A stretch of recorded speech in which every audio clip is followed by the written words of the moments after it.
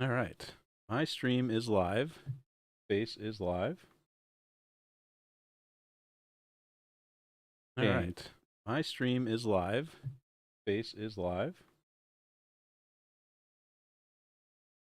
All Okay. right. My stream is live. Space is live. All right. I had an echo. That's been resolved. Sorry about that. All right.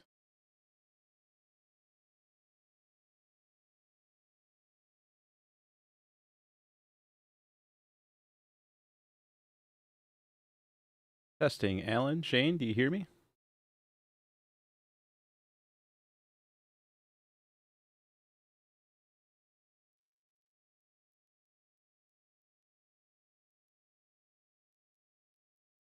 Sorry, my bad. One more time testing.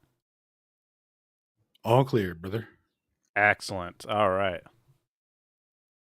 Oh. Here for a live Q&A. Welcome to our third now Twitter space or X space, hosted by Aether Cosmology, me, Toby Earth, at AntiDisinfo86, and at space_audits, Shane and Alan. And we're just here to kind of keep it kind of open today. We did not bring a presentation or a specific subject to talk about. This is kind of an open Q&A about geocentrism, ether, or the topic of flat Earth in general. So yeah, welcome. Thanks for being here. This is recorded, and we are live streaming on Rumble, YouTube, I believe BitChute, and then here on X. So yeah. Rockfan, Kick, and Twitch. Yeah. Oh yes, yeah. Well.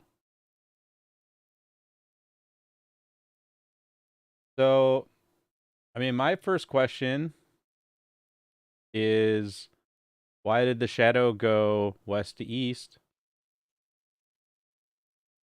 But I don't have an answer.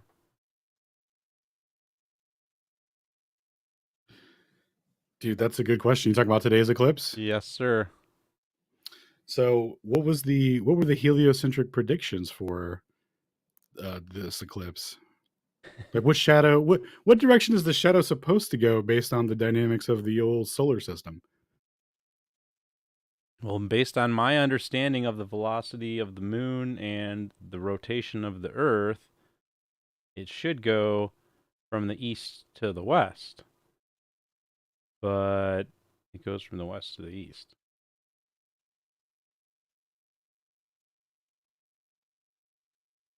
So, maybe Yo, someone has an answer. Yo, what's up, Shane? hey, are you able to give me co-host, brother? Oh, yeah, my bad. Yep. Thank you. I was trying to manage the crowd, and then there was no manage buttons, and I was like, wait a minute, Yeah. the problem's me. Thank you, sir.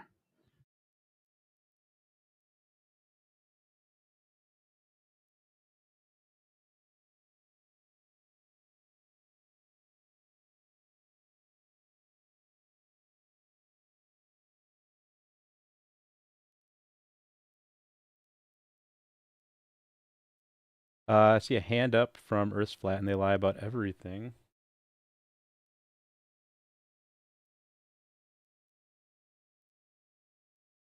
Maybe we can get a question or an answer.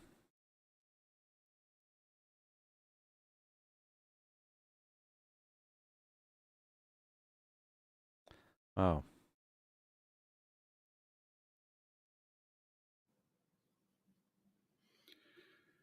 I don't see any other.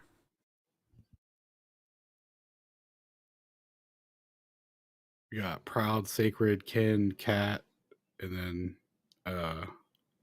whoever else. Is anyone else want a mic right now? Well, we got tons of slots. Just throw up an emoji, any emoji. We'll take that as a signal flare to give you a mic. So here's, I'll just go ahead and read the one response that I did get about the shadow. Good question. 3 objects are in motion. The Earth's 1-year orbit around the Sun is too slow to have much of an effect on the direction of the path of totality. So it would depend on the 24-hour rotation of the Earth and 1-month revolution of the Sun around the Earth. As due to the Earth's rotation, the Sun and Moon rises in the east, travels across the sky, and sets in the west. The moon's orbit is taking it more slowly in the opposite direction. This is the direction the moon crosses the sun during a solar eclipse, which is why the shadow goes west to east. Feel free to correct me if I'm wrong. I didn't look anything up.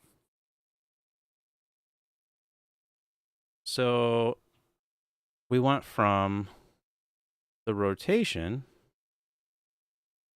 Due to Earth's rotation, the sun and moon rise in the east, travels across the sky and sets in the west. But how? So it's just like kind of an incoherent thought, I think, because how does something travel if it's due to our rotation? I mean, I guess you're saying apparently. So okay. The moon's orbit is taking it more slowly in the opposite direction. Yeah, I don't know. I'm gonna chime in, but I have heard someone make the claim that the moon appears to move east to west in our sky if you watch it at night. But they say that it's actually moving west to east. I've never understood how they can make that claim. They say that it looks like it's moving west, but it's actually moving east as it rotates. And I never understood that. I couldn't figure it out. The old double directional orbit path. Yeah. Yeah, it's going the direction we need it to go when it's going that way. Yeah. Yeah, I I mean, know that checks out. you were pointing out earlier, Alan, that you can scale it up or down as much as you want. It's never going to make a difference. It's a scale invariant phenomena. Yeah. So this Perfect. phenomenon that we're dealing with right now was actually modeled out by Potter's Clay for a 2017 eclipse in August.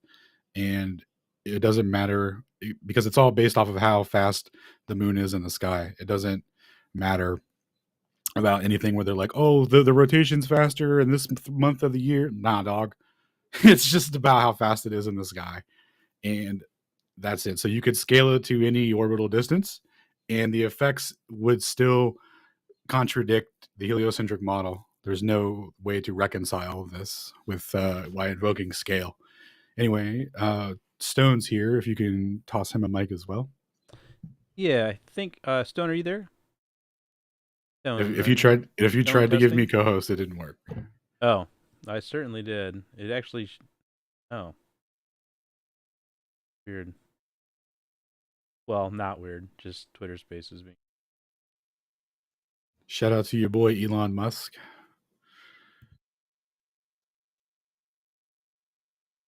Wow, it says I don't have any open co-host slots, and then it says I have 0 co-hosts. Sweet. Hell yeah, brother. That's all good. You got it. You're like literally like. Wow, this is. Stone, are you there? Hello. There we go. He's got a mic now. Yes, I do. Very good. My man. We were just discussing the scale, and I know this is something that you specialize in, scale and minute details. Is there's rumors going around that the eclipse going in the opposite direction of Earth rotation is somehow proof of their model now. I see. They're going to claim that, are they? That's interesting.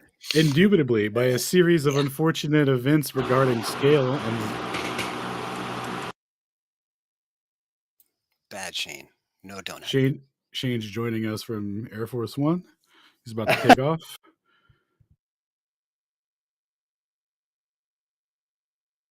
Okay, well, I got some food going here. I'm going to eat this stuff for the next 5 or 10 minutes, and then I'll jump back in. What's going on? Awesome, cool. We'll come back to the old astronomical scale of heliocentrism. All right. So now that we've got some more listeners built up, we can do a quick recap here. So tonight's a general Q&A. If you want to come up, ask questions or state something or just, talk or whatever, we're off. We'll do like, 10-minute slots or something, but you're welcome to come up, ask questions, or if you're a globularist, you're welcome to come up and challenge anything or what have you. So just as long as we keep it cordial. Yep, we would request please no circular argumentation. It just kind of ends up being a waste of the audience's time. And then, of course, try to keep it cordial.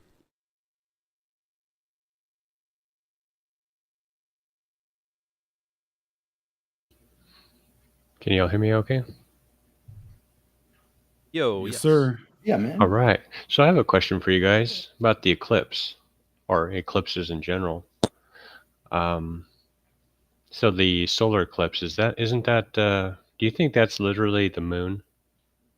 Because there's a lot of people out there asking, well, why can't you see the moon?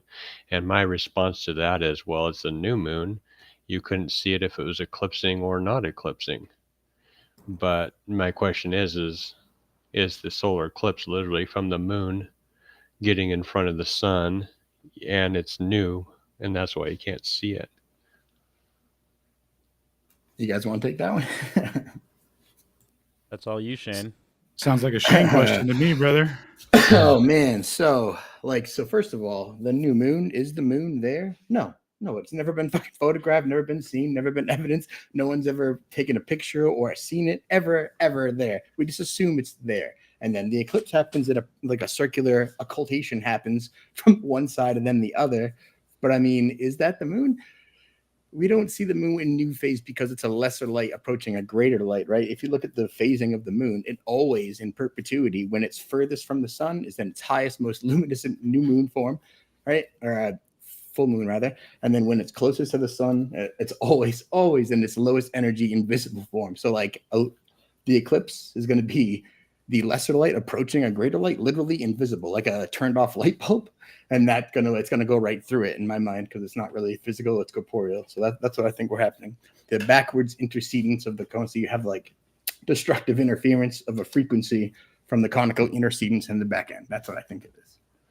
Well, that first 90% of that I totally agree with. The last part I didn't quite understand, but so I guess of course you can't see the new moon. Maybe it's energy or whatever.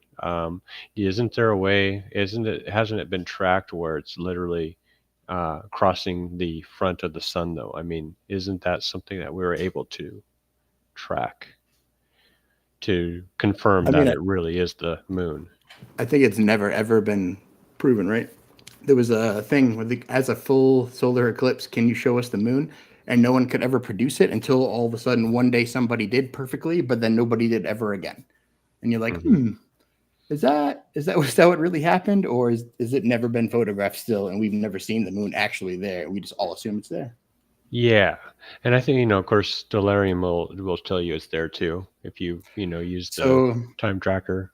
Yeah, but the coolest thing about eclipses, thanks Fred, is that NASA has no fucking idea how they work. But Fred, when he mapped them out, only gave them 2D maps. Like he gave a path, an event, a conic intercedence, and a time of magnitude where it was the highest. And NASA was left on its own to do 3D physics demonstrations to show you how the three bodies would actually line up to cause it, already taking into account the spin, the proper distances, and all that stuff. And turns out they've never done it, and they suck at it, and they can't ever get it right, and they get it wrong all the time. So that's interesting.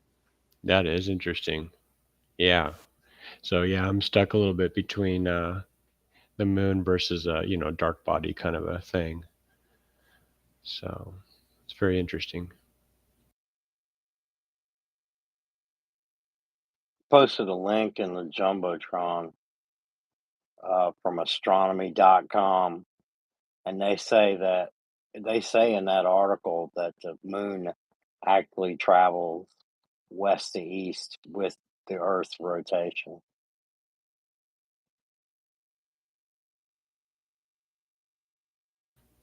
Well, if the Earth rotated, I could believe them.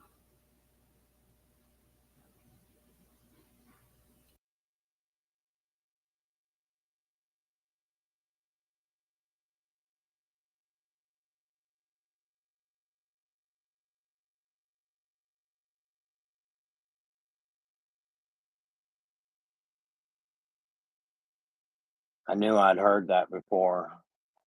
I can't picture how the moon travels east to west across the sky every night, but it's going west to east for the eclipse, I guess. I don't know. It's that special change, you know. That's the majesty of an eclipse, you know. Thought you were going to say the magic. Yeah, I just find it, annoying that nobody actually has, very much information on the moon, the eclipse, or anything right at this point in time. Disregarding everything that NASA lies about or whatever they claim, throw all that away. What do we have left over? We basically don't know what the moon is doing, which is really fascinating. But I was kind of wondering if, of course, the eclipse was a known moon blockage, basically. Even though we would consider the moon and the sun doing their circles above type of thing.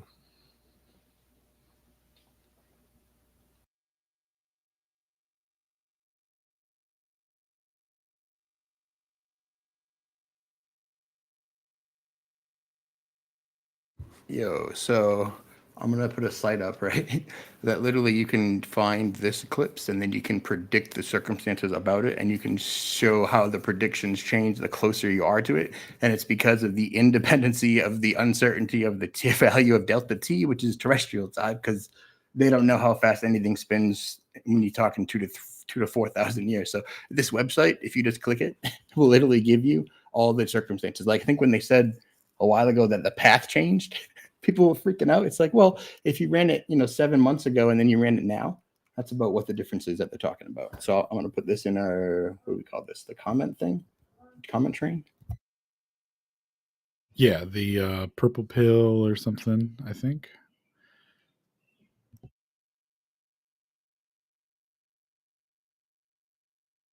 Don't forget your hashtags. Not seeing a lot of hashes on that, brother. Well, what am I hashing it out as? Okay, so hashtag solar eclipse. Or eclipses, hashtag eclipses, I don't know.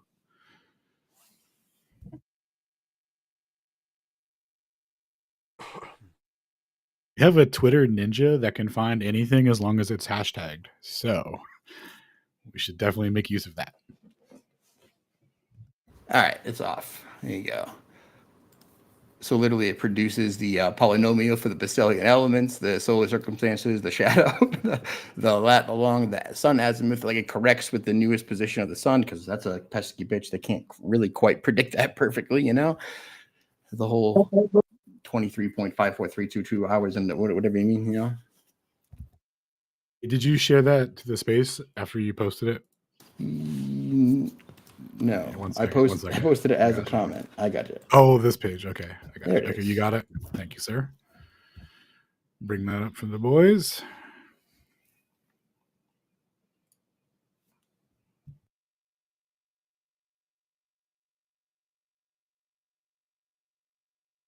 Respect, bro.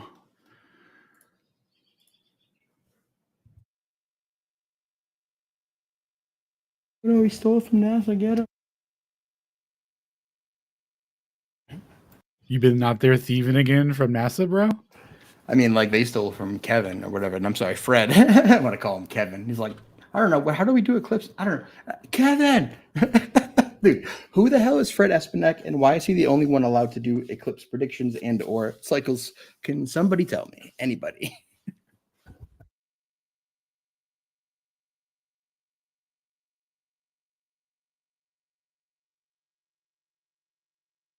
Yeah, I don't know what's going on. I cannot. It says I have 0 co-hosts and 0 open slots. I can't make Good anyone a co-host. Leave and rejoin. No join on your phone? Yeah, should we? I don't know. That sucks. It's just. Well, no, Toby leave and rejoin. I've left like 3 times already. All right, can you not leave? Well, if I leave, I'm the host. So if I leave, it's going to end the space, right? All right, no. Oh. No. Sacred leaves sometimes. I think there's like a timer or something, maybe. I don't know. Yeah. Watch it end immediately, dude. Yeah, well, if that happens, we'll learn and people will figure it out. We have an understanding, hopefully. Yeah, we'll figure it out.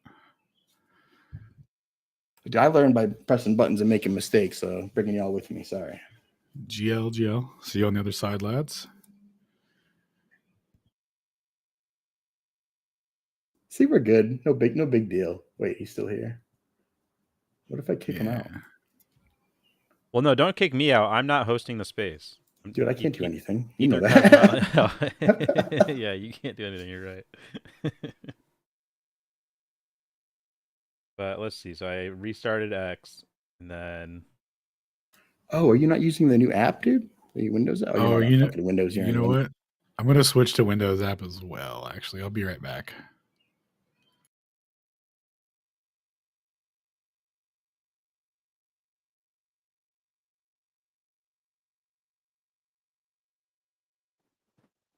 Hey guys, what's up? Just wanted to say, hey, hope y'all are having a blessed day while Shane's getting things situated. What am I doing? I was just dicking around. Did I have a goal that I forgot about? My bad. Oh no, my bad. I thought you were leaving and coming back. I thought that's what it said. Toby's leaving because But yeah, Toby man. can't do shit. Yeah. So now that I restarted X, I can't come back as a host, and I can't request to speak even as Aether Cosmology. That doesn't seem right. Hold Well, on. think about it. There's no host, so yeah, I don't know. Something's not going right.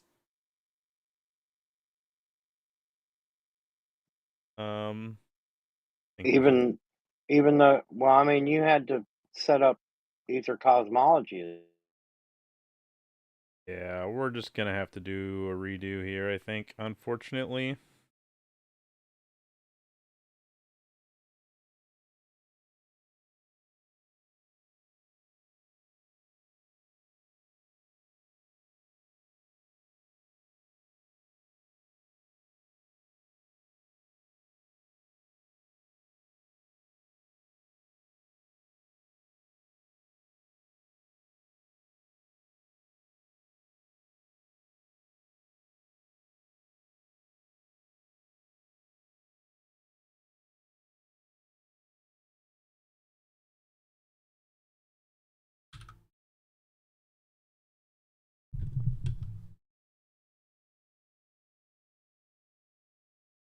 That's why we try and figure this out. I'll play some background music.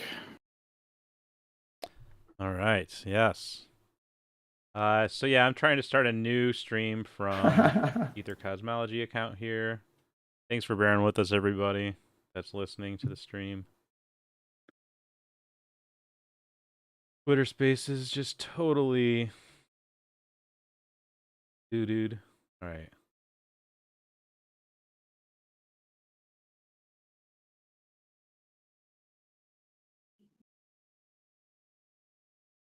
In a video space? Let me see.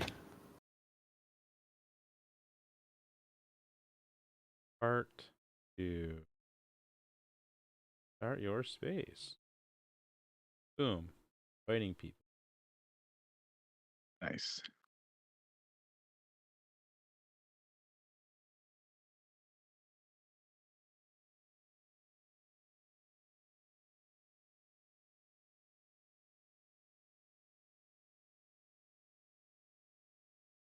Cool.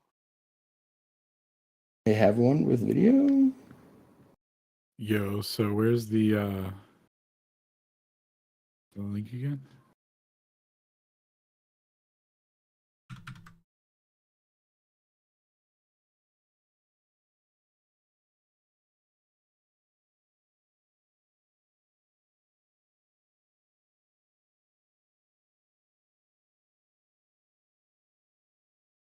Turn that off.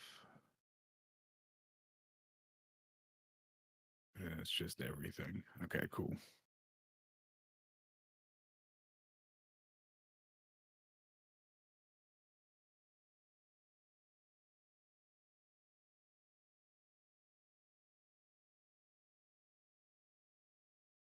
That is a space with video, dude. We can do virtual cam and screen share. Why don't we try that? What? How do we do that? Yeah. Right? What?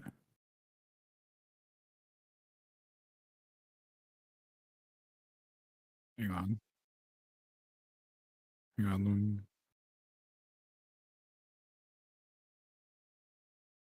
Yeah, but yeah, that's good. We'll definitely look into that.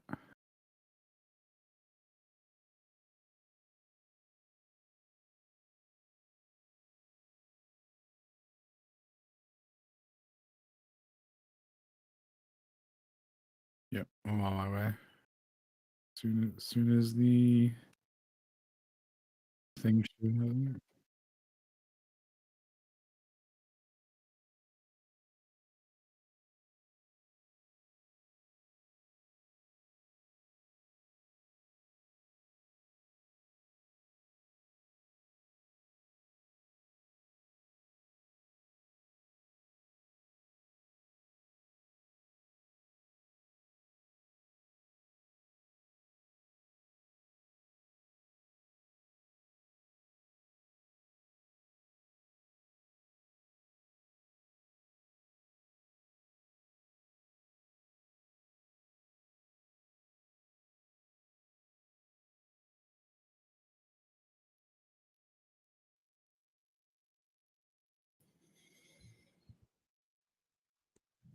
All right, so we learned that you cannot abandon your post as a host. Right?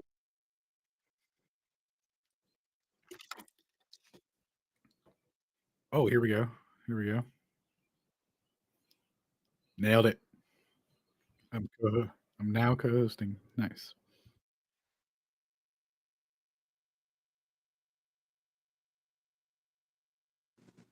Houston, we have fixed the problem. No. Yes. Yeah. So that was less messy than we wanted, but effective. Is that Chad Riggs? Is that Yeah. our Riggsy boy? And a lot of dead air and technical issues. Thanks everyone for hanging in there. If you're still listening, Is that Chadwick Riggsinson? it looks like it. Nice. All right, I sent out some microphones. So, and I think who were we talking to? We were talking to Earth is flat and everything is a lie.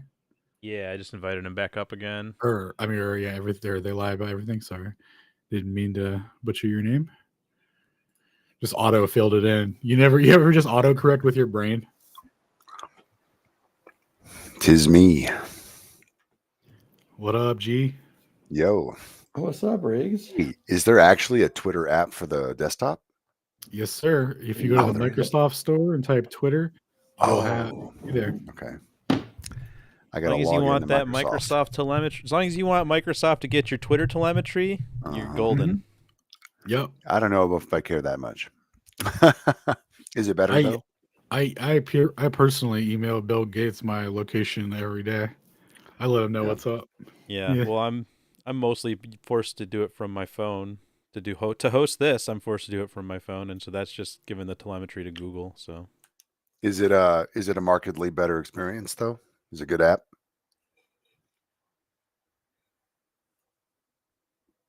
So I've heard from a couple of these guys.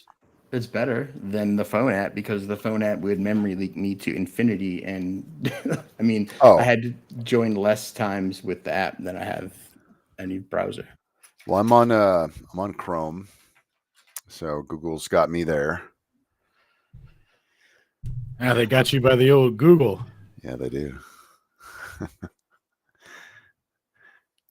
Ether and flat Earth. We're gonna have to change that, Riggs. Come on, man. I think I was able to update by broadcast and everything with the new link, right? So we're good, real time, maybe. Nice. Hey guys, I've got a statement and a question whenever is convenient. Sure. Awesome. Thank you guys for hosting this. So I was thinking about, I went over some old footage I've seen, and in the daytime, when they do a balloon launch, and you can go up and you can actually see the perfect compression of the layers of the atmosphere, I guess, if you want to call it atmos flat. And I noticed, and I wanted to ask you guys, well, the statement is first. So when you get to a certain point in height, you can no longer see the stars, or you can't see the stars at all. It's just pure black, right? Other than the light from the sun and the white speck of the moon. So I started looking at some really old STS footage. To be specific, they were looking for the Mir station, so they say on this NASA broadcast. And I'm not claiming any of this. It's just from the video, what I observed. And so it was during the daytime, and it was either infrared or it was just black and white film. But picture it's a very close and local star system. So this Mir STS footage showed either in infrared or black and white, perfect, like right in the middle of these what we call stars. I don't know if they're souls or angels or what, honestly, but in my opinion, this reflects perfectly what you would see if the stars were local. It's all that to say, in a 360-degree zoom in, zoom out, I mean, it's so crowded with stars, what they call stars. I mean, so dense. And I wanted to show y'all if it's okay and then get y'all's feedback. And I've got the link if I can put it somewhere. I'm not familiar with X. Yeah, if you're able to, at the bottom, there's a little message icon. If you click on that, it'll take you right to this tweet or whatever, and then just reply to that. Yep. And when you post it there, we can put it on the Jumbotron for you. Okay, I'm gonna go to where it says Flat Earth Part 2. Okay, this and copy, paste. Okay, here it comes. I'm sorry, I'm a little shaky, guys. I have a hard time using my hands. No I'm a problem, take your time. quadriplegic, by the way. I didn't tell y'all that. If you've not ever heard me on someone else's post describing, I discussed about this nail I shot through my eye the other day. It was pretty funny, some of the responses, but I'm now going to share with you I'm a quadriplegic for 18 years. Here's the reply, by the way. Anyway, I had a bike wreck in the Appalachian Mountains riding a bike, and I went over and a short drop off, and I landed on my head and burst my C5 vertebrae. So I have a hard time using my hands sometimes. Anyway, back to the subject. Did you guys get that post? Yeah. Hey, can you send, is Clay in here? Can you send him a mic as well? Yeah, I can do. I don't think you're talking to me, right? No. Okay, I'm gonna pause my mute my mic while you guys look at this. I guess we can give him 10 minutes or whatever. Thank you. 5.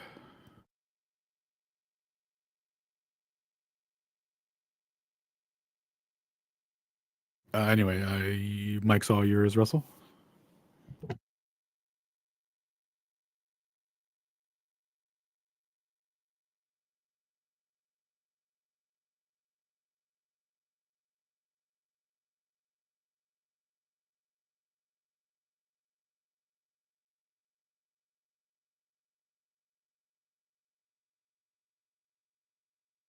Is anyone saying anything? Did we lose you, Russell? You're good, Russell. Go ahead, brother. Oh, I can hear him. Crap. Okay. No, I don't think he's speaking. I also cannot hear him. His mic's muted. He has not said anything. But he was going to mute for a second while we were figuring out the mic situation. And then send JT a mic as well. Xavier. I'm sorry about that, guys. My mic was muted. But like I said, I can moderate while we play this. Is there a way to play it while I speak about it? Negative. Okay, so I'm gonna just preface it a little bit. So supposedly the theme here is they lost visual and comms, I guess you could say, with what's called the Mir station. So first of all, that's a red flag to me, because how could you lose a space station like the ISS, right? And second of all, the video looks very, very real to me.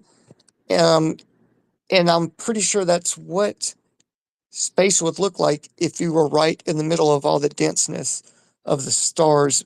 Unfortunately, it's just a black and white. I think it's infrared because it's picking up with the heat of the stars itself and the heat that's rising off of the Earth, or what we would call Earth, off the plane. In the video, it kind of goes upside down, sideways, left, right, them trying to zoom in and zoom out to reconnect with this mirror station. That's all I've got. I just wanted to show you guys and get your feedback of I if you got think you, it's dude. authentic. Yeah, I pulled it up. I went to your Twitter and found it. I got you. 1 second. I put it on the Okay. jumbo for everyone so you could see, so you could scroll through.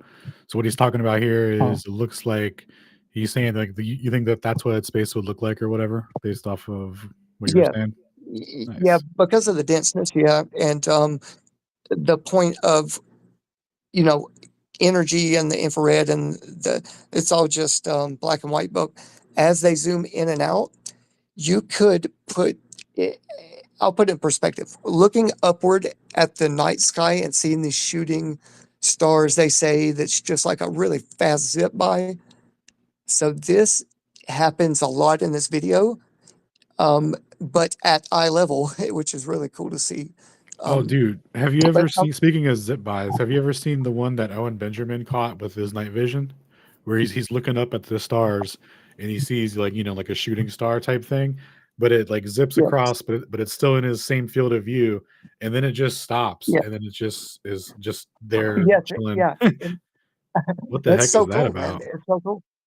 Yeah, and the cool thing about this video and zipping by quote unquote star trails, I guess, is that you actually see the remnant of the tail. That's how dominant the infrared effect is. Like you don't just see it go and disappear, you see it and then you see this trail behind it, which is just amazing. I mean, but how do I play this and speak um, for everyone else, I guess, to see, or do they have to play it themselves? They would have to play it themselves, but I gave everyone the link, Okay. and then on the streams, I went ahead and skimmed through it to show everyone the video so they can. Yep, same. Okay. They So we already got a nice watched it. glimpse of So, it. so thank you for, as you were speaking about it, I was playing it. So Awesome. Well, I'm gonna mute up and let you guys, because I know it's a day where everyone was looking at the heavens and has their own experience. So thank you guys. Yeah, thank you, man. Appreciate it. All right.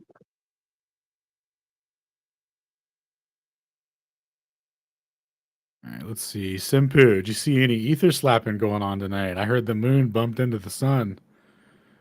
Slapped it. The old celestial slap in the sky that may or may not have made a harmonic resonance, which everything vibrates and oscillates to. I don't know. I just work here. May or may not have shot wind and infrasonic waves out that are picked up by the what are they called? The nanobarometers or whatever all over the globe, quote unquote. Oh yeah, and all the Paracano pendulums set up all across the Earth, orientated to magnetic north, had some weird oscillations today. Those little anomalies, a couple of Antonescu Revenendru effects or whatever they're called, a couple of LIs here and there. Maybe Yeah. the preferred directionality of the speed of light might have done a little bit of a whoop whoop. Just a little woody woo. Oh, you think LIGO might have had to make some additional corrections today to keep CC or what? Yeah, they had to give a little bit of extra power to that convolutional neural network today. They don't know why, but they had to use a little more juice. Algorithms had to run a couple layers deeper. Something about the sky, huh? But trust us, it was null.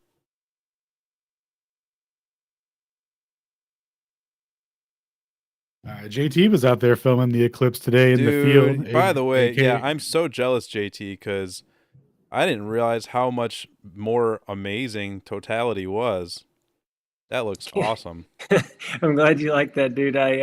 I did not know I was gonna like full on live stream. I just did a little pregame, and then I started one like, hey, I'm gonna just set up. And next thing you know, I just ran it and ran it and ran it. Oh yeah, that's awesome. Yeah, JT did a whole live stream of himself in Totality. I only Yeah, caught the first bit there, but yeah, that was really cool that you did that. Yep. Yeah, so I like being in just the Umbra is like cool because it's cool. You get to look at the sun and watch it disappear, but I didn't realize how much cooler the penumbra was. Holy cow! Yeah, bro, it was something else. A few things that really impacted me was just how cool it got. Like it was really a warm day. It's like baking, and then it got like the cool of the night came over pretty quick, and I just really was thinking about like electromagnetism or like what is actually going on here because uh, just the feeling of the air was different, and the birds stopped chirping when it got dark. I mean, it got really dark, and I loved being able to look up at it. Like I told all the kids, I was like, just look at it because it didn't hurt at all. There's not a bit of it when it was in totality that had any discomfort whatsoever. And it's so weird that they're like, don't look at the total. You know, I get it if the sun's like peeking out on the side, it's still intense. But when it's under totality, man, it's very beautiful. And I can't wait to share some of the footage that I got from like the P1000. Heck yeah, yeah, that's awesome. My brother was drove down for Totality, and his pictures look pretty awesome as well. So I'll definitely be looking forward to see what you got. Yeah, I met some cool people too. Like a dude and his wife flew in from Norway, landed in Houston, went to Austin, and then just kept driving. Like they were checking the weather, and they're like, "Oh no, it's going to be overcast," and they just like hauled butt north until they hit a spot that they thought they were going to catch a break, and that's where we were. And we talked to them for a bit, and just out of curiosity, I was like, "Man, maybe they're not like super deceived." I was like, "Hey, have you heard of flat Earth ever?" And they said they hadn't, but they said they're open to different ideas because they're both into physics, which was really interesting. And he's like, they say certain things about certain things. I mean, he kind of had a little bit of a language barrier, but he said, but you don't know. It's like it's okay not to know, and it's okay to be open minded about different things. And he didn't like adopt flat Earth right up, but he didn't shut me down. So that was a cultural difference because I see a lot of Americans that just get like pissed immediately if you ask them about it.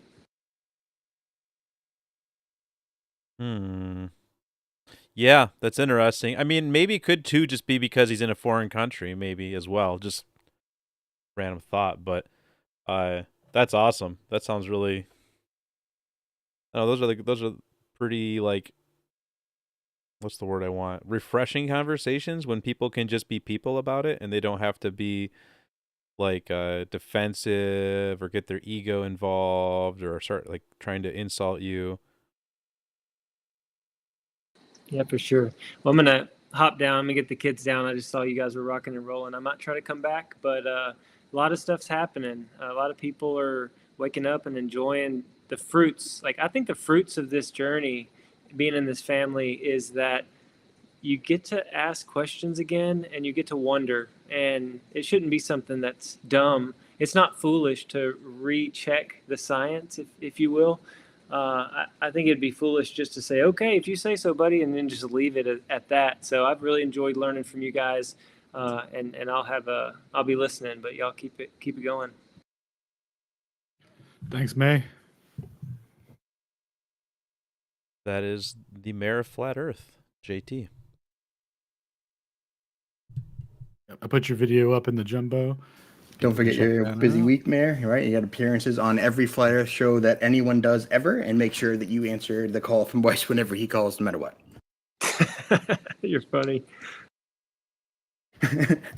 Yeah, make sure you subscribe to JT's channel. He makes some really, we get into like long conversations, long presentations. There's a lot of material. Who has time to watch it all? JT makes excellent clips of these things, and you can get the gravy from them. So check out JT's channel. Make sure you're subbed. Thanks, brother. Yeah, just YouTube /@RunBostonBear.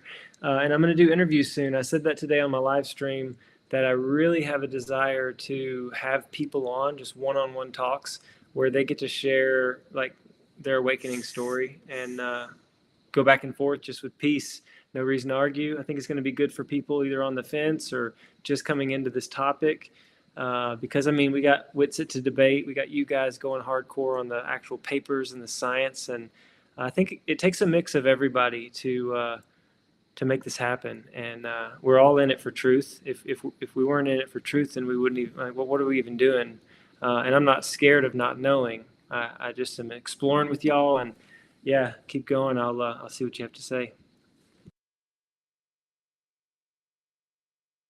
Heck yeah. Thanks, Mayor. So yeah, Stone, did you want to chime in about, were we going to talk about, was it scaling that we were going to have Stone discuss? Scaling and those Eclipse shadows, or anything. Yeah, really. you're talking about like a scale diagram of the three bodies and how they look during an eclipse in terms of angular rotation? Yeah. Gotcha. Well, it just so happens that, more than a year ago, the Filipino team, the Flat Earth 101 gang, you may have heard of them, they put out an excellent one even farther back in time about the sun and how it's in apparent position and various optical analyses of the Eratosthenes assertion and that kind of thing. Well, this time around, they did one on the eclipse, and they did precisely that. A couple of different models, actually, and I think it's about a 45-minute video. They really went to town on it, and it's a pretty large team, which I found most impressive. They did precisely that. They started to compute the difference between linear motion and angular motion with respect to the moon's movement around Earth and the sun's rotation relative, or I'm sorry, the Earth's rotation relative to the sun in the Globee model. And what we've been talking about is the east to west, west to east Rubik's cube of a problem, right? And it's all about, okay, well, does the shadow go this way or does the shadow go that way? And that is something I've seen these guys deal with in an immensely quantified way. So it commands respect when you watch it. Somebody broke up the highlights of that video into a 4-parter and put it on TikTok the other day. You'll find it in the Miswits channel. But I mean, Awesome. that's the nitty and the gritty of the angles. But when people say that the moon is actually going east to west, I think that is a perspective issue. And what they really mean to say is that from the Earth perspective, relative to the sun's changing position at 15 degrees per hour, the moon is falling behind it by half a degree or just over half a degree per hour. That means it's moving to the east at 14 and a half degrees per hour instead of 15 like the sun, apparently using the Earth stationary reference, if you know what I mean. So Colin. what happens here is that the Earth's rotational speed is 15, and then you subtract half a degree per hour for the moon, and that is how you see what appears to be the moon falling behind the sun, and that looks like it's moving west to east. If you're in the northern hemisphere, of course, looking south at the whole operation going by you from west to east to west rather, the whole thing is going east to west. But one relative to the other, the moon relative to the sun, appears to be going west to east. But it's not. It's just that it is going not quite as quickly in terms of rotational, also to the west. So the big question, and this is what they also handle in a matter of scale and handling the angular change here with respect to the center of the Earth as the angular reference point, is what happens to the sun and the moon going by the Earth as the Earth is spinning, so to speak, because we have to also include Earth's alleged 30,000 meter per second movement in orbit around the sun, because that is also slightly relevant, but not the same order of magnitude. It's just part of the equation.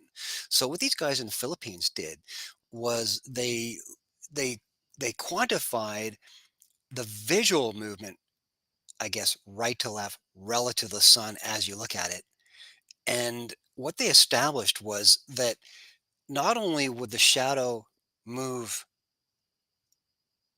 east to or west to east, but it would move so much more quickly that in 4 hours or 5 hours, the shadow would actually span across the entire Earth and then some by a factor of maybe perhaps 1 or 2 Earth radii, that the shadow by the end of 5 hours would be entirely away from the Earth.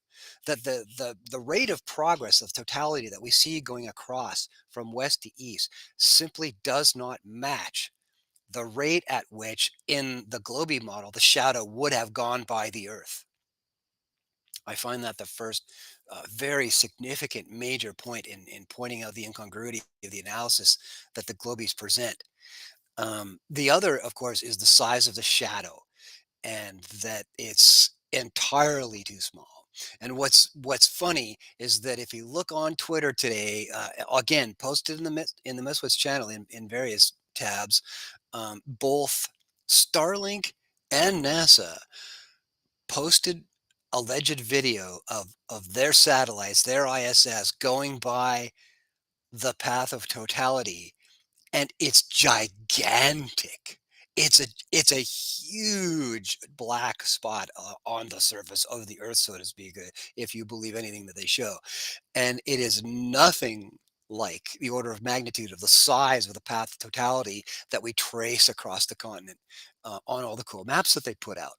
So that's how I would answer the question, round one. If anybody wants to go deeper into the analysis, I recommend you watch that video. It's in its entirety. It's excellent. I keep it on the Stone Cold Truth channel, and you guys can also find my posts on the Miswits channel to get to the SCT channel, and that's where you can simply look up the Filipino video on eclipses and pull it down. We keep all of the videos in the library. We do not embrace the YouTube link as an animal, so that we take control over the media and we don't wait for YouTube to flush it down the memory hole to be gone forever and all you're left with is a broken link. We have all of the media that's been posted in the channel, and we keep it there hot, ready for anybody who want to do a quick search and pull it up and watch it. So by all means, I invite you all to go and do exactly that.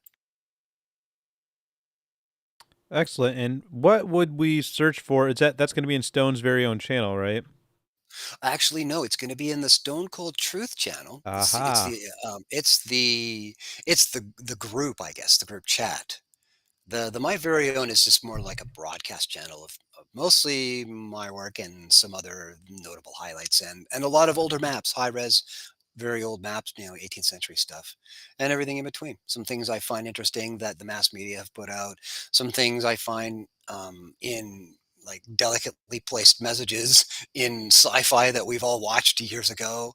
It's that's what's over there. But in the SCT, that's more of a public dumping ground of all the media people find, and discussion threads about everything. So by all means, read up on them too. The people talk about all the stuff that's posted, of course, to varying lengths. Excellent. I think I found it here. Eclipse's Proof Flat Earth 101. Flat Earth 101 presents. That definitely sounds like it. How long is it? It should be about 45 minutes or This one an is hour or 52 minutes. There you go. That's probably it. It's an excellent video. Excellent. They're Filipino, so you got to cut the narrator some slack. He talks about Babylon and things like that, but just ignore that and look at the numbers and watch the angles go by, and what they present is pretty hardcore and pretty irrefutable. Ooh, this looks great. Yeah. Yeah, and I'll go ahead and drop a link to Stone's Telegram, which he was just referring to, where I found this video here. And I'll drop that into the Jumbotron here on Twitter. And then I'll also drop it in YouTube chat. Nice, thank you. I haven't seen that. Shout out to the Filipino 101 Flat Earth crew. Is that what you said their name was? Yep, that's exactly who they are. Nice. I just kind of guessed and like trust fell into that.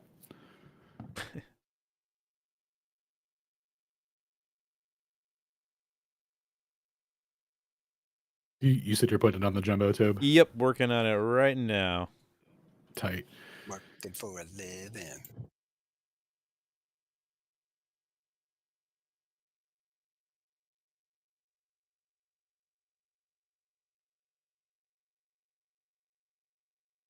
That makes me feel really. Yeah, you're good, Shane. You got time. We got you, brother. But when you come back, you got to do debate promo. You got it. I got it ready. All right, word. So Shane's gonna go walk his dog, and then when he gets back, he's gonna do some debate promo for tomorrow. Nice. Oh, I should probably some content.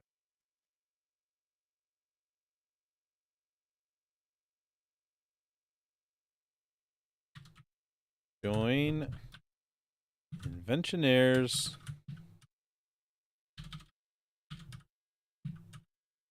Very own channel.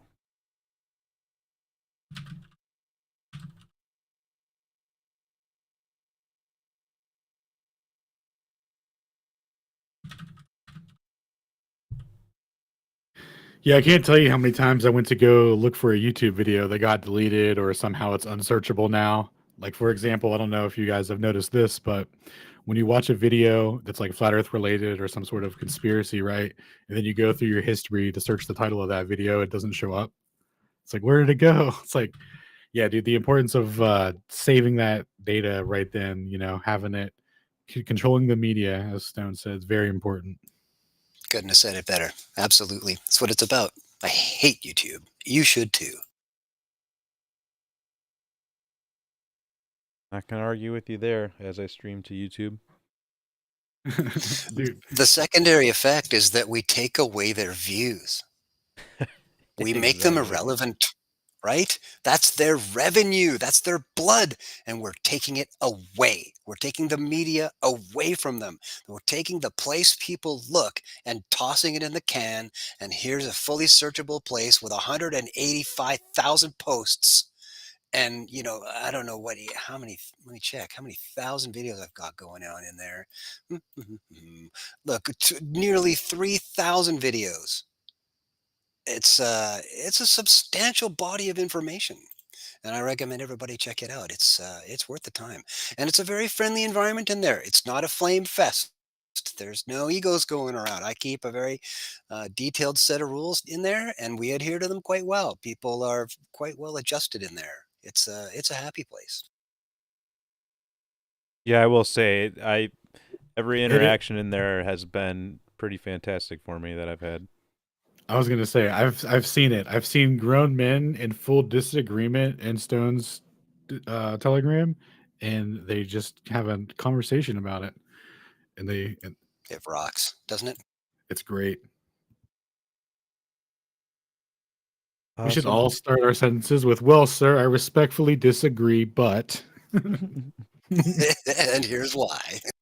I'm bringing a few speakers up. We had a few requests come in. We have Huff, Bradley, and Mr. Human.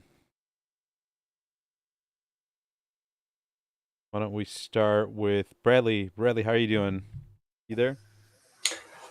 Yeah, I am. Can you hear me okay? Yeah. Little echoey. Yeah, loud and clear. Okay. Yeah, I had a question for Stone about what you were saying about these people. They said the size of the shadow was significantly larger than what was posted on the NASA website. Was that a calculation that they had done? Well, yeah, it's pretty easy to do. Again, you make a scale model of what's going on, and you put them the proper distances apart, and you can also see how fuzzy the penumbra actually is when in terms of that kind of light source at that distance, at that radius, etc. So yeah, they go into immense detail about that. Is there any evidence that their calculations are correct? Meaning, do you have like people standing in the area that is outside the path according to NASA, but inside the path according to them? And Do you have anything like that? Well, okay, you're putting two elements together here, Bradley. You're asking me about, are their numbers correct? Are they verifiable? And then you're also asking me about North American observation today. So what is your question? They've got these calculations that say, we think that NASA messed up the size, and that we think that the size of the path that totality takes should be X. Have they verified that their calculations are correct by comparing their calculations with observations? And yeah, you're right. Well, It just happened today, so maybe I'm not. Maybe exactly. I'm not being fair. Maybe we should give them. I'd say, Bradley.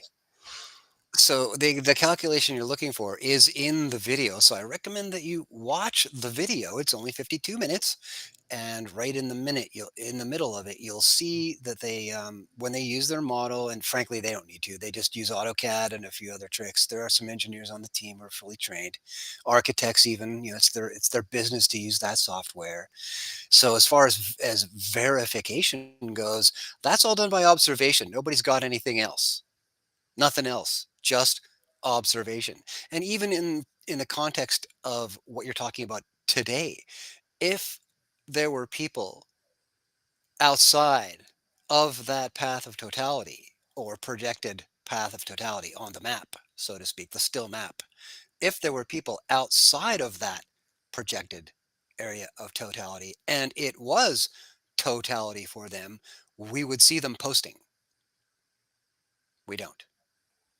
So what you see as far as calculation goes in the video is that the shadow is about 1/16th the size it should be as a penumbral shadow, according to the Globee asserted figures. So when you talk about verifying, that's the side of the fence you need to look. I guess I'm still confused. The calculations that that Ernie Wright does at NASA comes up with what we see on NASA's website, and he runs these calculations, and they put it on their map, and the shadow is so many miles wide. And then I guess I'm still confused. These guys are doing their calculations are coming up with. I mean, the math has got to be the math, right? I mean, are you saying that? But Bradley, you're making these broad conclusions here, but you yourself don't even know what the math is, it sounds like. Well, no, I can't say that I've replicated the math, but I think you're agreeing with me. I've So I don't looked know what at. kind of assertion you think you're making. Here's the assertion that I'm making.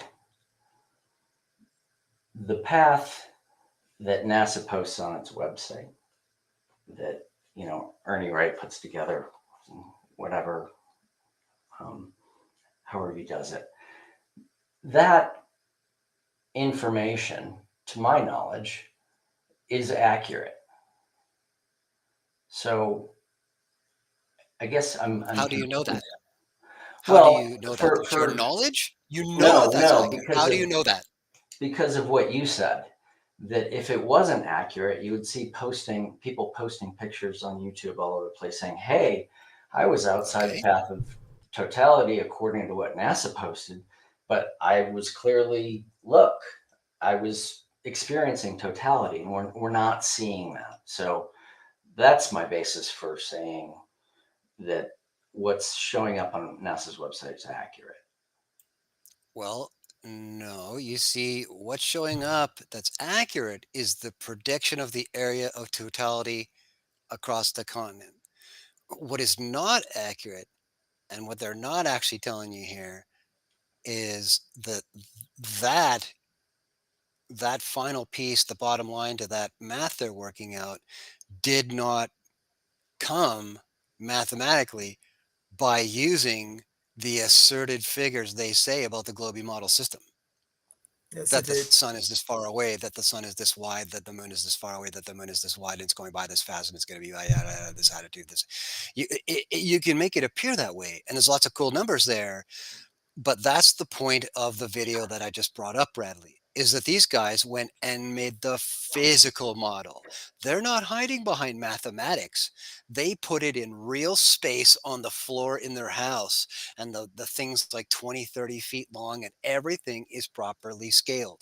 And you just blot out all the extraneous light in the room, make the sun the single point source, and you see the shadow and where it appears on the Earth as those begin to revolve and rotate. So you see the difference, Bradley, here is that you're looking at a set of figures presented by NASA, which reify what we're seeing in terms of the actual path physically in reality here, where on the other side of the fence here, we're looking at guys who are saying, okay, that's what we're seeing in reality. However, when you analyze this, making a real physical scale model of the model they assert is what's going on here in our solar system, quote, it just doesn't add up. In fact, it's not even close. Not even close. So before you assert more things about how their math is correct, I suggest you watch the video and get very familiar with the figures that they use. Okay. I guess somehow I missed the fact that they were constructing a physical model and they weren't using math. And that's just one of the things they did. Okay. I will have to watch the video. Good, because they make more than one physical model, and the models are made for more than one purpose. They are proving many points here, many incongruities between assertion and reality, observed, measurable reality, the way we have it here, and what you see on the map that NASA pretended to predict. Yeah, two entirely different things. Well, let's be fair. They didn't pretend to predict. They posted it. And so you have no fluency in terms of past ecliptic prediction from other sources, other cultures, other places on Earth, not just from Fred? Well, Fred is retired. That's got nothing to do with price of fish, buddy. We're talking about how Fred borrowed the Saros cycle prediction schedule and has done everything since from it. No, Bradley, come on. But the Saros cycle doesn't give you location. It only gives you time. You can only calculate the shadow. I don't know about that.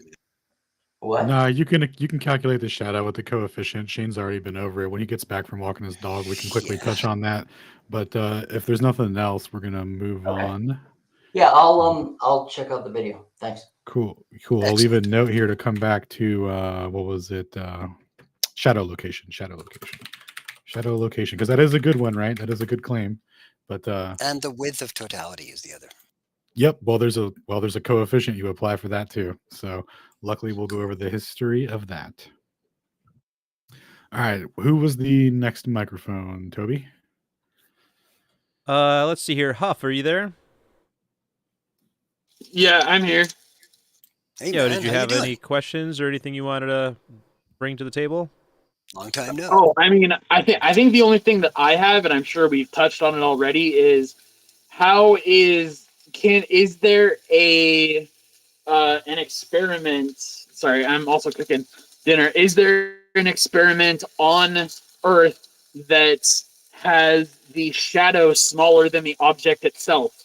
And I'm pretty sure you're not going to find it. So that's just kind of something towards Bradley, and I'm sure we touched on it, but go ahead. Yeah, it sounds like you're asking if anybody has produced a 3D model that has shown evidence otherwise. And I don't think so, because the math, the size of the figures and the distance between them are always the same for everybody's replication, and their chosen scale size reflects that. So yeah. And hey, rest of the gang out there, Huff is another guy that you will find his many contributions in the SCT channel from long ago.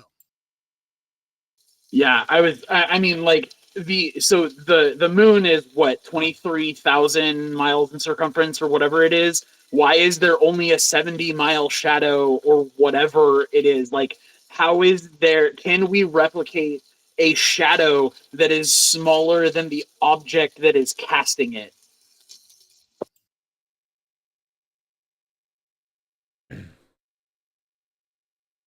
My understanding is definitely not, but someone can demonstrate otherwise. I don't know about and that's more. Sorry. Well, okay, that's fair. I'm sorry. I don't know exactly what the circumference of the moon is, but the point is, it is much bigger than 70 miles. At least 70 miles was the last figure that I saw. I don't know if it's changed, but the point still becomes, if it's so much bigger, how is there a shadow smaller than the object casting it? And can we replicate that on Earth? And to my knowledge, as we've already addressed, I don't think that there has been an experiment in that realm. Sorry, and I'll end there. I think it's important to take the alleged size or diameter of the sun into account when making that calculation about how big the shadow would be, not just its distance, not just assuming that the rays are parallel, because they're not, according to the math. They're closer, but they're not actually. It's just that I agree that a lot of the cross-sectional drawings of just the moon and the earth, and they bring the sun in really close so that it can be in the same image, and then they completely exaggerate the penumbral angles away from the moon to the earth, so to speak, to create the focal point. I agree that those are all quite misleading. But when you look at the scale models, you also have to take into account the diameter, allegedly, of the sun. And I would point out, as an observational point, that NASA and the gang assert strongly that the sun is a big ball of gas. But somehow, it's got this really crispy, well-defined edge to it. I don't get that. But that's me, just an aside point. Anyways, back to the show. Dude, thanks for that, Stone. And yeah, on that, on the gaseous surface and that crisp line, man, I was watching that. What's his name? Robitaille, Marie Robitaille, I think his name is. Anyway, or Perry, yeah, that or Perry. Anyway, that guy has a whole thing on that, and it's insane. So we're definitely going to be touching into spectroscopy. That's actually going to be on Thursday. We're going to be reading one of his papers that kind of goes over the whole shebang of it and the problems with that gaseous nature and that crisp line, because they have it all modeled out based off of just pure mathematics, essentially, right? But in reality, if there's no surface to create the pressure, then there's can't be a kinetic energy exchange to create that crisp line. So very cool stuff. We'll be getting into that. Yeah, that guy is a blast. I really loved his one where he dismantled not Professor Dave. Yeah, that was the first one I watched. It was so educational, man. He just point by point and just so professional, man. Yep. Just broke it down on such a high level. Much respect to that guy. And then so Shane's back, I think, from walking his dog, so we can cycle back to shadow location, shadow width, and the difference between a post-diction and a prediction. Shane, if you're here, sir. Although it doesn't look like he has a mic on my end. Second. All right, I sent him mic allegedly.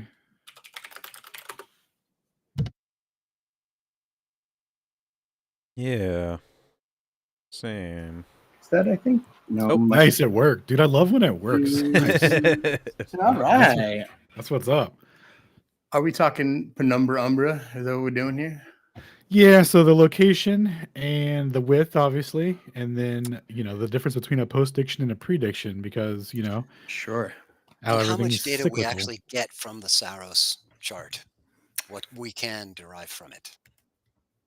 Well, so the Saros chart, we say, is just put together by Fred, who traveled the world and went to the ancient cultures, presumably aggregating all of this data and then performing the actual cycle to create the in perpetuity cyclical nature to get where they have today, which actually is how they get timeanddate.com, sun and light, in ad infinitum. But what we get is lat long, so literally geodesic celestial coordinates. So if you want to argue there, I mean, if I was a glober, that's where I'd probably argue, right? We can't map it anywhere because we don't have a map. Everything's the celestial coordinates, which are curved. But we get lat long, path width, sun altitude, sun azimuth, central line, duration, eclipse type, eclipse magnitude, and integer format, hours, minutes, seconds of eclipse, lunation number, plate, Saros number, catalog number, and then the year broken down by a whole bunch of other ones, plus gamma, and that's it. So those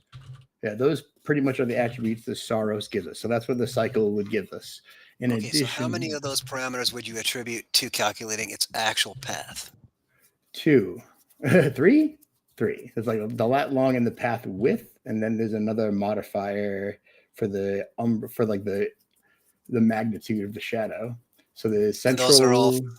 I'm sorry. Those are all first order values, like right in the chart. Yeah. Already don't have to calculate them. Cool. Yep. So there you go, Bradley. Yep. Well, what was the question? Whether or not the Saros cycle gives you the location of the shadow. Yeah, I mean, that what he described is not accurate. He's referring to a line on, a table, and one of the columns says Saros cycle, and then there's all this other information, but that other information didn't come from the quote unquote Saros cycle. Saros cycle is all it is it's a time figure. It's 18 years, whatever. I mean, I don't know it offhand, but it's just a time. That's all Saros cycle gives you is time. The time between sets of related eclipses. It doesn't give you lat long and stuff like that because the Babylonians didn't have the concept of lat long. So how would they even how could you derive lat long from a culture that didn't believe that the Earth was round? I mean, well, when you know that, hey, an eclipse happens here, and then the next time the same eclipse happens like over there, and they're like, hey, from here to there is however the hell they measured distance in sky miles back then, and they say, hey, this eclipse will happen that distance away over there. And eventually they probably figured out after 3, they get this exeger cycle, which means it's roughly back where it is, minus the integer of the remainder of the difference in sidereal and solar time, so that it perpetually has to go through the equinox to create a grand cycle within its big cycle. And that's essentially how it moves around, man. So they definitely knew that. Let's think this through. They see an eclipse, okay? The next one is going to happen not an even day distance, time duration. It's 8 hours difference, which means that it's happening, if you believe the globe model, it's happening 1/3 of the way around the Earth.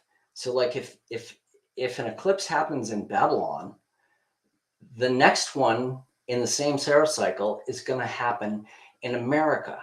So the Babylonians didn't know about America, and they didn't know about the next third over, which lies someplace in the Pacific. I mean, this is not how. This doesn't make sense just from a logistics standpoint.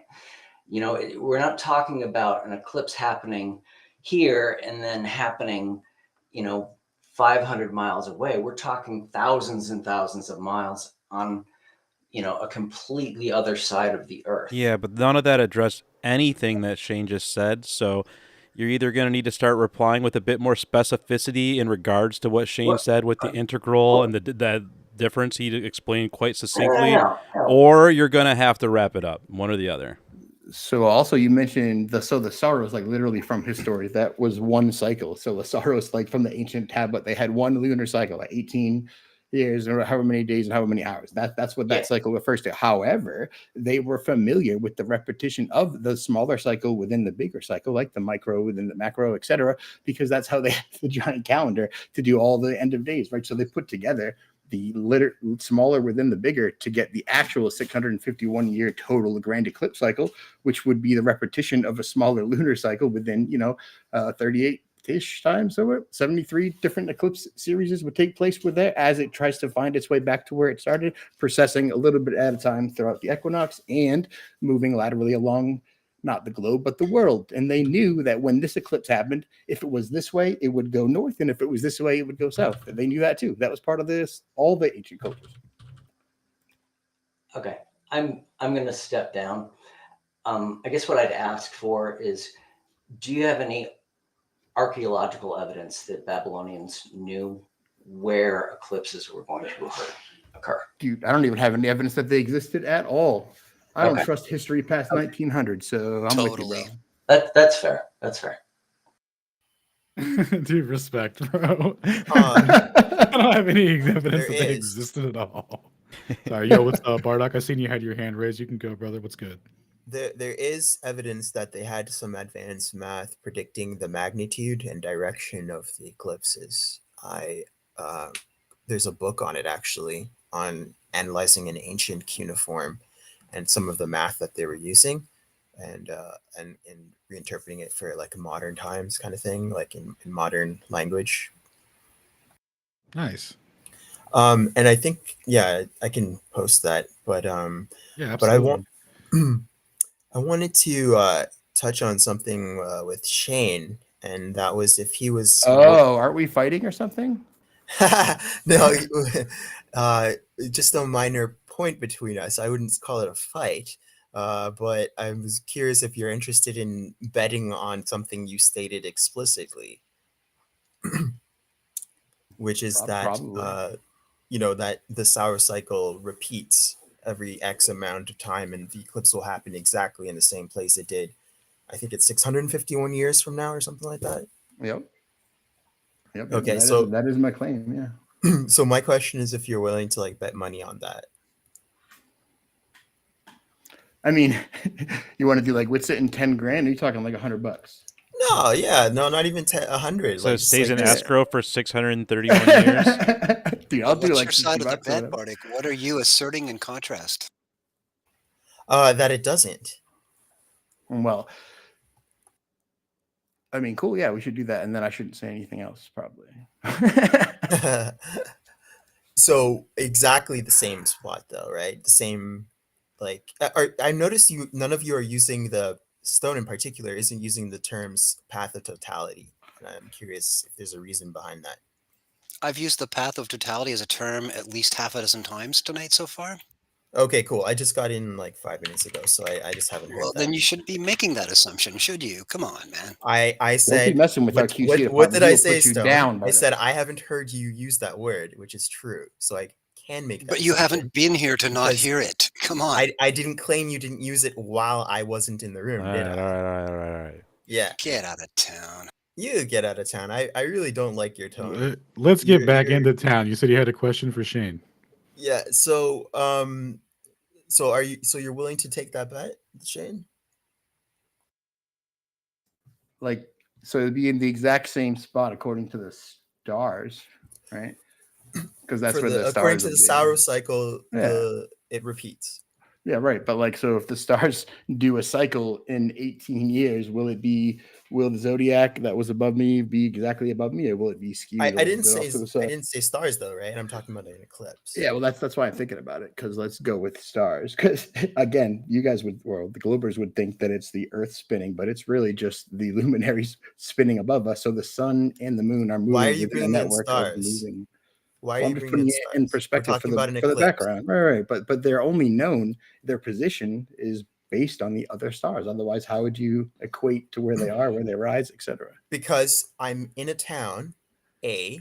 GPS. An eclipse happens in a town A every X amount of time. You claim that it does because it's based on the Saros cycle. Right. The globe claims it doesn't because there's orbital mechanics involved. So I don't need the stars to be in town A. Wait, what? They claim that it's orbital mechanics? That's why? Like Newtonian physics and mass attracting mass? You're diverging. So, well, come on, just answer that. The claim is he's not clarifying at all. No, he said, is that what you're saying? That they're saying that it's a mass attracting mass to explain it? That they're using Newtonian dynamics? That's not the point. It has nothing to do with that. The question well, why did you say it? Sorry, it seemed like it was. My bad. It has nothing to do with it. the eclipse happens at a point A, will it happen exactly the same place based on the Saros cycle alone? Right. So the difference there would be like it'll happen exactly where the stars circle back around at that point. No, But has that will nothing to do with be stars. a little skewed. Why on are the you bringing in GPS. stars? I said town. I'm on the Yeah, ground. because you're in a going to try and town. compare it with the GPS, and it'll be like a Has slightly nothing to do with askew. GPS. It's Yeah. the town. But it'll be like within fucking, I don't know, 10%, 5%. I don't know. Oh, Here, so let's find two. it diverges within- 10% or within 5%. 600 and yeah, well, no, I'm just guessing, dude, because I'm trying to figure out what could possibly go wrong where it wouldn't be that way. Like, what did you see where you're like, I need to put money in? Well, you shouldn't focus on that. You should just focus on what you've claimed. You've made the claim that it will happen in the exact same spot. I don't need GPS. I don't need stars. I just need like a landmark, like a could be like a building, right? At this building in this town at this time, it hasn't changed.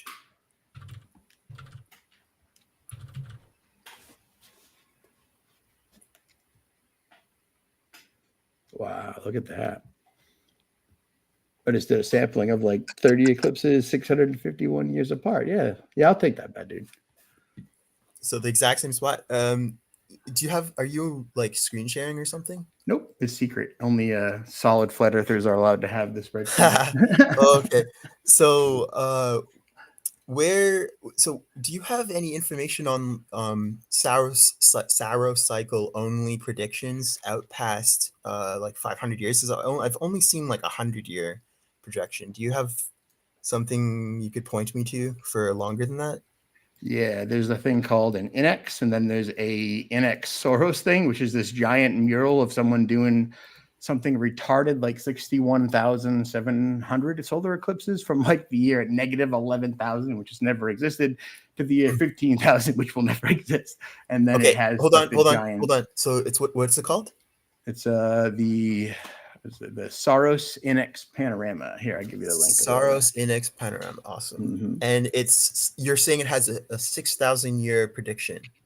Yeah, so it maps and graphs out all of the types and like not all the attributes, but it does partial, total, numeral, middle, central, Saros series, and ends, I think. So it does a whole bunch of basic parameters, and then it uses a spreadsheet to map it out, and it takes 7 sheets to go through the whole thing. But my thing is that why would they do such a giant periodicity when we know that there's only like 7 periods of 651 years in total perpetuity? Like, why would they graph it out to the ridiculous degree? So this is the one from Fred Espenak, right? In the NASA page? I don't think Fred did this. I think somebody else did it. But yeah, I think it's from Professor Von den Berg in Periodicity and Variation of Solar and Lunar Eclipses, his book. Periodicity, okay. Variation of solar eclipses, yeah. But that's Can you like post that in the timeline or not the timeline, the chat? It is, of course, also guess where else? Where? On my database, published right here, ready to be seen, viewed, messed with, etc. I'm not seeing your screen share. For some reason. I'm not sharing. It's on the database, bro. It's under INEX, and it's all the pictures. Yeah. Okay, so what you're saying this will show is that over the course of 651 years, it will be in the exact same place. Yeah, right, exactly where the stars were. Yep. Not where the stars were. I don't know. Well, don't worry. Your GPS has nothing to do with it. Your GPS is entirely based. Has on the nothing to do with GPS. I wouldn't worry. Position on the Earth. Right. On your stationary flat Earth. Within the celestial coordinates. Sure. No, like it could be again a building that's been there, or like a monument, like a rock or something. You know, like a mountain stone move. Right. So the peak of a mountain. Okay, but Bardic, I think what you're misunderstanding is you are thinking from a terrestrial point of view when it actually happens in a celestial point of view. So it will happen in the same position that the stars are at, but that will not necessarily translate to the Earth plane. Does that make sense? About? Eclipses happen in the stars? No, the position in the overall celestial sphere will be the same, but it will happen on a different point terrestrially. I don't think that's what you're understanding. That's what Shane is trying to get across.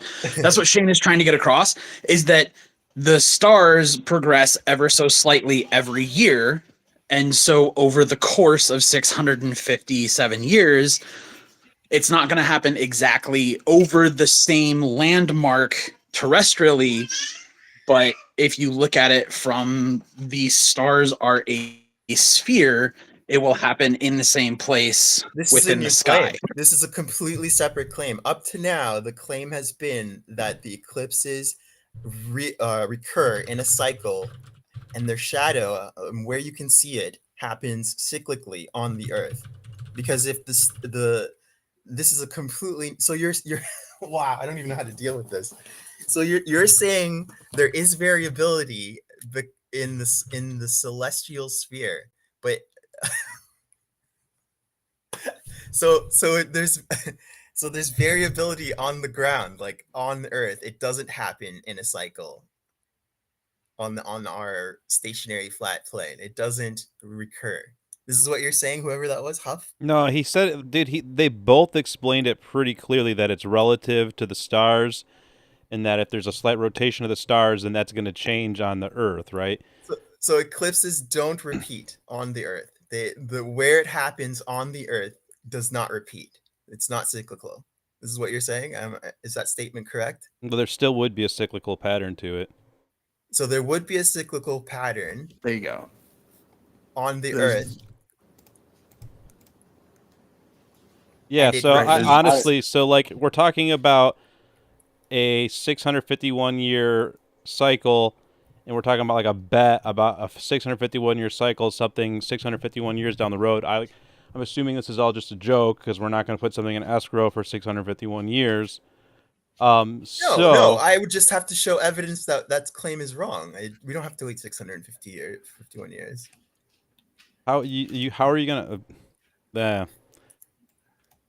I mean, that's gonna be up to you guys on the level of proof you'd want to put on that. But in any case, like let's try to keep it to the subject. Is there anything that doesn't make sense about the explanation that you were provided that you want to address? Can you explain it, Ken? Can you explain the explanation that it's both cyclical but doesn't reoccur on the flat Earth? No, I'd love it does. to hear your explanation of that. Yeah, you're this is, remember when we start. Oh, you weren't here when we started this space, Bardic. But wasn't, no. When we started the space, I kind of put a disclaimer out there that we're not going to entertain circular conversations.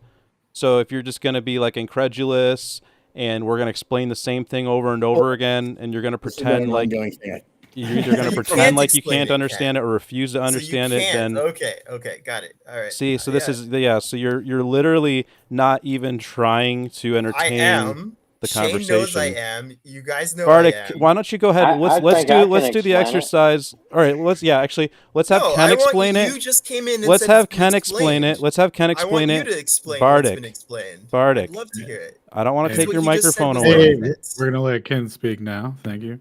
Go ahead, Ken. Break it down, brother. Yeah. So basically what he's doing is he's trying to say this patch of dirt right here, I want that back over this patch of dirt. That's where it has to be. Well, that's what a cycle is. Wait a minute now. I do not see how you get that, because the people that made this Saros cycle, that figured all this stuff out, were not looking at a patch of dirt. They were looking at where the stars are.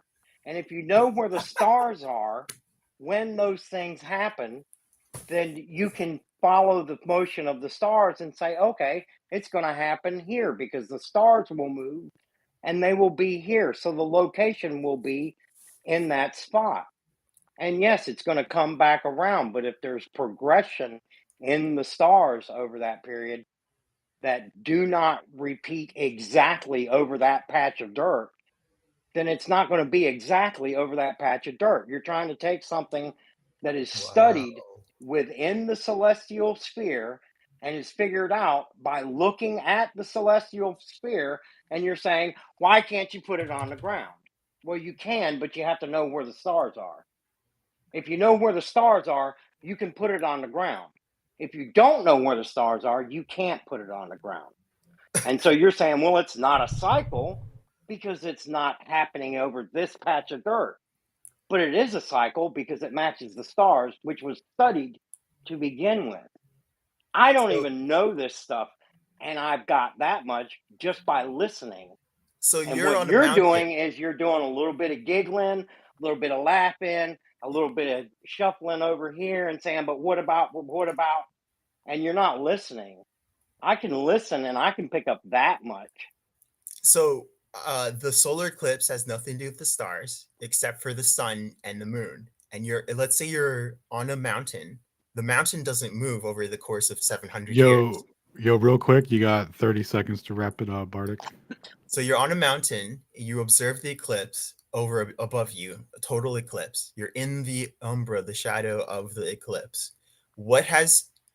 So what you're saying is the next time you see that, it will move slightly from that mountain, right? And then over the course of the cycle, it will come back to that place that you originally observed it while you were standing on that mountain. That's the nature of a cycle, of a repeating cycle as claimed by Shane. So what has changed about the stars that makes that not true? The mountain's the same, the eclipse happening in the same place, if it's true what he's saying about the Saros cycle. What's changed? What am I not understanding? You mean as far as the cycle? You're talking about, I don't Why know don't you how to just explain provide it any evidence? simpler than the fact that if you sit and you look at the stars, they don't have the same, they don't match up It's the exactly precession of the all the stars. time. But yeah, thanks, Bardic. Right. Appreciate it. So we're gonna rotate to the next microphone now. D3, what's up? Hold on, I got you, Bardic. How you guys doing? Can you hear me or not? Absolutely. Yeah, coming through Okay, clear. cool. Yeah, man. How's it going? I'm good, man. That was a little painful. I was hoping he would just present the evidence he had to refute it, but it's all right. I just had a question about the videos that SpaceX put out with the visual on the shadow. Have you guys seen those? Nope. I posted it it wouldn't let me share it to the Jumbo, so I just posted it on the actual post that you guys have as a reply. So they have a visual Got it there on the of, Jumbo for you. thank you. They have a visual there with the shadow. I don't know, man. When you guys look at that, my question is, does that look like a shadow to you, or does it look like a phenomenon that's actually taking place on the atmosphere somewhere?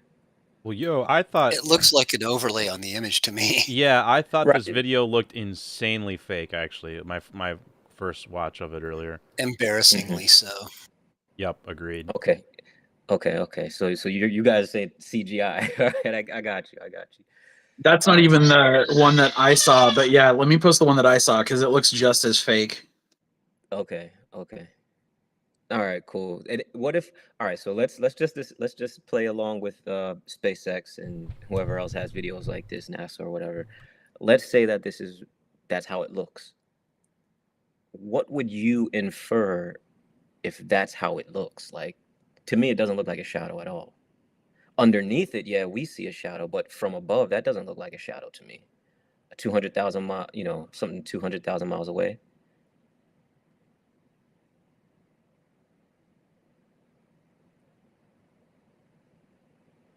Okay, I guess I'll leave it there. Maybe No, I don't know what else to tell you, man. Yeah, sorry. Yeah, I was looking at it again. It just looks like a dot, like, Yeah, I don't know. some weird. Okay, all right. Thanks, guys. I took a screenshot. I want to run it through photo forensics. Yeah, I just posted a news feed that was supposedly from the ISS also. That's just so fake. It's ridiculous. When you have the eyes to see.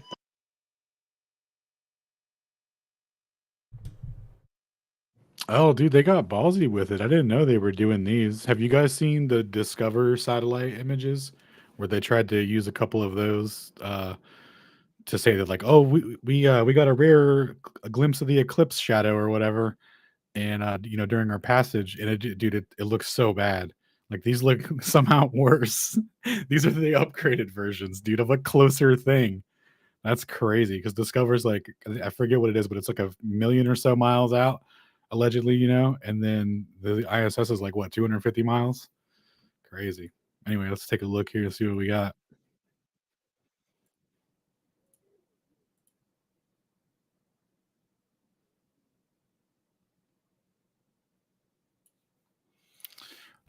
All right, cool. I watched about 5 seconds of it for the audience. Okay, can somebody tell me with the NASA Sorry, one? Stone. Can somebody tell me with the NASA one in the last few seconds here, 15 seconds to go, where on Earth we are? Because to me, that doesn't look like Texas or anything of the sort. Like, where is that supposed to be? Oh yeah, we're over geographic location, bro. Yeah, well, not only that, but when you look at it, the shadow doesn't even really move. It's ridiculous.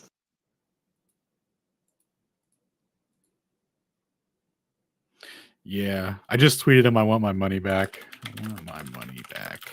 Oh, wait, it says Sorry. Holton, doesn't it?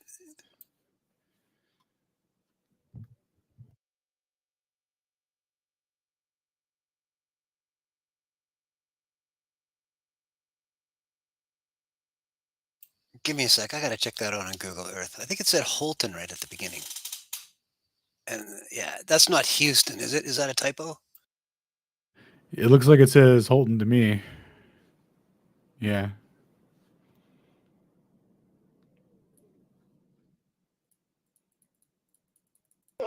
Yeah, oh snap, it does. Houlton.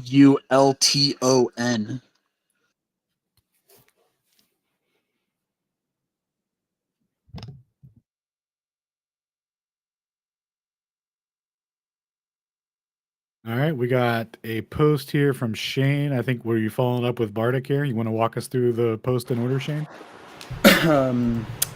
Crap, hold on, yeah. Let me look at them. Cool. Your fans in the background, if you're able to fix that. Sorry, dude. What are you doing? You can't stay there. We got, so the first one was the Saros Index Panorama, right? Okay. A wonderful image of the giant, way more than there's ever been or ever will be number of eclipses graphed out. And they did so to hide within the periodicity and the greater astronomical year cycle because they don't want you to know that, or they wouldn't have things in the solar cycle literally in specific lunar and solar epitomes. Instead of combining them together, you'll never get a full cycle unless you combine solar and lunar eclipses, first of all. So then they mapped this out, right? This guy did it way back in the 50s. His name was von Donberg or something. And he did a periodicity and variation of solar and lunar eclipses, combined solar and lunar, put them in there, and graphed it out in perpetuity. They have like along the bottom, I think is the index number, and along the left is the Saros number. So that's the relationship there. They get huge. And if you're looking for how it would recur, there's a nice side image there, which goes through how it actually recurs, celestially, but not terrestrially, I guess would be. So the secular changes in the moons occur exactly the same time. And they go back to the periodicity of the celestial cycle. And that's really what we're always talking about. And then I think another one, so I put one with the 3 cycles repeating with a bunch of text and the sun and the moon on that Zodiac clock app, I think.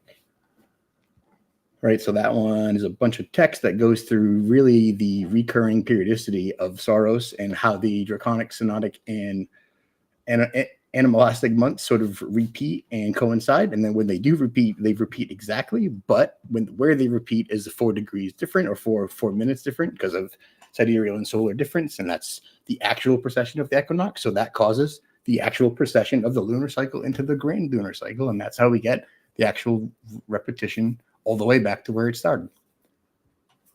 I think that's pretty much it. Nice. Thank you, sir. Very nice. Thank you. Perfect.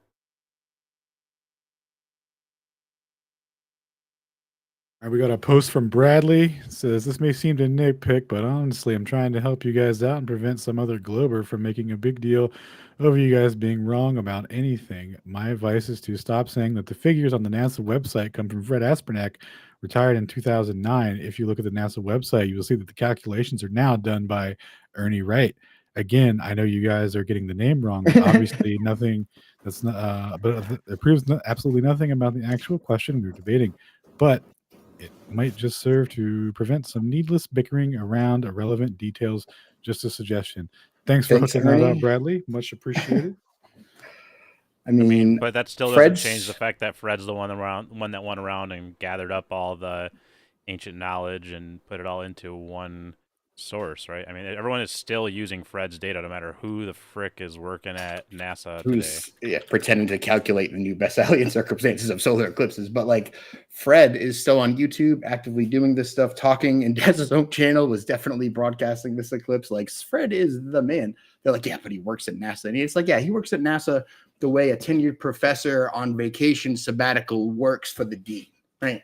Like, they just recruited him and they used all this stuff, and he's the man. So that's just how that works. I'd like to know exactly what he did and how he did it. Dude, it was just a suggestion. I'm just saying that if you go to NASA's website, it says it clear as day that the calculations are done by Ernie Wright. You can do whatever you want. I'm just trying to help you out because I know somebody's gonna pounce on you. But maybe, whatever, you do you. Well, when they pounce on us, we'll just tell them exactly what we just explained to you. Also, what would Ernie be able to do without Fred? Ernie's like, pressing the buttons. Fred built the machine, A shout out to Ernie for picking up the legacy, though. Thanks, Ernie. Information. Thanks for the heads up, Brad. Much appreciated. All right, let's see what else we got going on in here. We got any other posts, questions, comments? Mr. Human, Mr. Human, are you there? Yeah, what's up? Yo, can you guys welcome. hear me all right? Yeah. Did you have a question or something you wanted to throw on the table? Yeah, well, a question for sure, and it has to do. So I was in Utah. We didn't see a full, lunar, but when I was looking up at it today, I noticed, and I only know this because I got a 4-year-old, but the shape of it wasn't like a perfect arch. It lined out. It looked like half of a Pokeball, if you've ever seen Pokemon. And it was a really odd shape, and I couldn't really figure it out, but it went straight and then a smaller circle and then another one. So I don't know if the question was if anyone else noticed anything weird about the shape of it. But my real question and kind of thought is in regards to what Stone was saying about YouTube and kind of bypassing this, and with what you guys have been doing, because I think, first of all, I'm really proud and grateful for all the work you guys have been putting in. It's crazy learning everything that you guys are doing. But do you think that as flat earthers and realizing that we've been lied to, that it would be important to take that same attitude with the ether? And it's obvious they know something about it if they have things floating in the sky following the same trajectory as the flower of life and things like that with the ISS or satellites or however they get things up there, with whether that's electrostatic antigravitic propulsion or whatever. Do you think that it would be more important for us to start to build our own understanding of the ether and to utilize it for more positive reasons, as obviously it's been kind of hijacked and put in the hands of psychotics? I'm just wondering what you guys' thoughts are on this, because it's obvious we're not going to change the way things are in mainstream science. It's almost as if we have to do a whole new thing. And so I'm wondering what your guys' thoughts are on that. Absolutely, brother.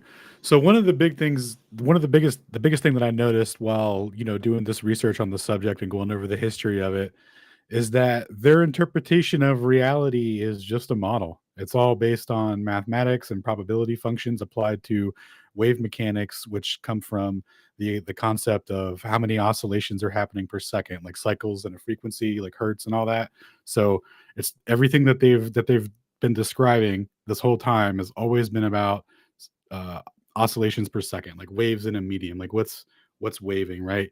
And then there's the fact like that you can measure motion with interferometry, right? So that provides like a basis framework for the concept of okay, there's an absolute space, there's an absolute reference frame that all motion is relative to, and then you get into the propagation of electromagnetic waves through that medium, which like it's one of those things where it's like what's the word, like an antecedent, like it's just super intuitive, like it just works together cohesively. You don't have to do any, you don't have to go, well, there's no actual medium. What's really happening is there's a quantized part of the of the energy that we're multiplying times the frequency. It's like yeah, we're just playing hide the electron, so you don't have to do any of that. It's just like very simple and straightforward. It's like it's a material medium which electromagnetic waves propagate through, and you can measure motion relative to it with nanometer precision. It's like, and you know, people will be like, well, a lot of the rhetoric, right, that we've developed is like, okay, well, show me space time. Where's your jar of space time? How are you manipulating it, right? So you apply that same rhetoric to the ether. Where's your jar of ether time, right, or whatever, right? But it's not really analogous to the situation when you look at what it is and what's producing these measurements, right? Like what's the backbone of this technology and how it functions, and you can kind of see that there's more to it than just there's no medium and everything's a probability function based off of quantized energy. Well, yeah, and it seems they seem to understand that at some level, these people understand how to at least manipulate it, to the point where they're keeping things up, in the sky. I don't know what they've got up there, if they are just balloons, but it seems like it's a little more than that. Um, but I'm just curious as to if we could gain a full understanding of the actual, technology and how that works. Wouldn't it be important for us, like, I don't know, just recently starting to try and do electroculture gardening, and it's crazy how much it affects just the growth of vegetables. Um, so I'm just kind of wondering if there's what's the next step, and what's the next thing that we could be doing with this information? What could we be building and doing to, replace this system that is, because it's kind of like we can bitch about being lied to. It's kind of like being mad at your dad until you're 27, and then you realize, oh, well, now I'm 27 and I'm responsible to do my own healing. At what point do we, as people who understand the truth, start to build something new to, actually make this place better? And I'm just wondering if that's on the radar of people's minds when, we're learning all this information about it. I Well, don't know. I yeah, I just would. wanted to kind of, Oh, go ahead. yeah. No, I just wanted to kind of put that out there because, Yeah. So, I it, mean, like, we're all doing research kind of at our own rates, and I would just say that for me, um, I'm still learning, I'm still digging into things, but my top priority, honestly, is just truth, and so yeah, that means like just exposing deception, and like as of right now, I feel like I feel like I just walked into like a swamp or like a house that's been like swamped or something. So I'm still like getting all like the swampy water out, and I'm trying to like clean things up, and like I don't know, like I feel like I'm still on step one of like waking people up and being like, "Yo, we've been yeah, lied to. This is insane. Relativity is utter nonsense." Like there's a background medium, the stuff you intuited as a child that everything's connected through through something in the air.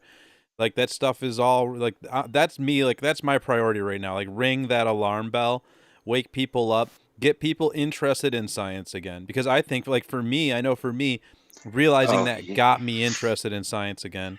So yeah, it's a dead end, the heliocentric model. I mean, what are you left with other than the choices that you were created by aliens and, well, we're just expanding into nothing? It's like it's a dead end, and it leaves people feeling hopeless. yep. And I don't know. I guess I've been at this for like I actually got sober because I found out the Earth was flat, like back in 2017 on ODD stuff, and so I it, I don't know. I think it's a I tend to forget, but I do really appreciate the model that has been, Shane, your model is like insanely awesome to be able to show that to people. I use it on my Instagram videos and things and try and put it out there because I think that is when you have something to present to people, it makes it a lot more digestible because the reality is we don't the general population are not going to understand the scientific, even the language of it. It's like that's why people say that Austin's spitting uh word salad. It's because they just don't understand it, and I could see how that would get Sure. people interested in it again. But Well, you mentioned replacing the system with a new system, and I think as a band-aid, it could be more changed in terms of a vector yeah, just I by don't replacing I the don't think people as at the far as top, following. just by, hey, Oh, I was just saying not replacing it with another model because that's what these liars have done, right? They've just given us models. So I get that, but Your main point is how can no. we utilize the No, medium? hold on, Ching, just for a sec. You were talking about the academic system, the education system, and I don't think we need to replace it with a new one immediately. More like replacing the people at the top, the ones who are in control of the curriculum, the ones who are in control of the MO of education itself, the pedagogical aspect of what's going on here. And yes, that's you'll notice that there have been, I don't know, if you're watching what's going on in Aether Cosmology and some other places, there's a lot of talk about how draconian the yeah, teachers act when they're laying down the curriculum, and this is entirely inappropriate. So when we rework it from the top, we can actually use the system that's there, because I agree with the premise of higher learning and the establishments who support it, and that we fund them, and that they develop proper curriculum. Once we get to that point, then yeah, I think we'll be heading more into the right direction, sure. But on your other question of learning more about it as much as we can and then putting it to better use, I would put that question back to you and say, okay, don't answer me now, but hey, what did you have in mind? What would that yeah. Well, and that what would that kind that of be? opens What's the that going to door. look like? Yeah, And that might even come from you. Don't limit yourself. Don't ask us, yeah, man. It might come out of your brilliant idea. yeah. I understand that fully, and I was just, yeah, I don't know. You said that thing about the YouTube, and it just got me thinking about the whole system as a whole, and it is draconian, and I don't know that there's I don't know. I just don't know that there's much saving it. And at what point do we It's wash a our hands top-down of it and do? solution. I think it's going to be a top-down solution. Yeah. Well, I do appreciate everything that you guys do, and it's definitely growing. And people, even I work in a treatment center, and it's crazy to me because most people know that that the government is lying to them, and I just simply ask them, well, why would they tell you the truth about where you live when it's the most foundational thing of it's what they get you with when you're a child. And so I'm super interested in how that works and what that does to our psyche. But yeah, I'm excited for what you guys do, and I appreciate you. So I just wanted to put it out there. So I'm trying to get more involved, and I'm trying to figure out what I can do with this. So I appreciate you. Thank you.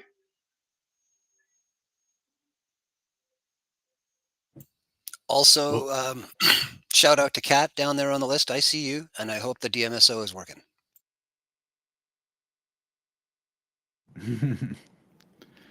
yeah. Let's see, where are we at? So we got.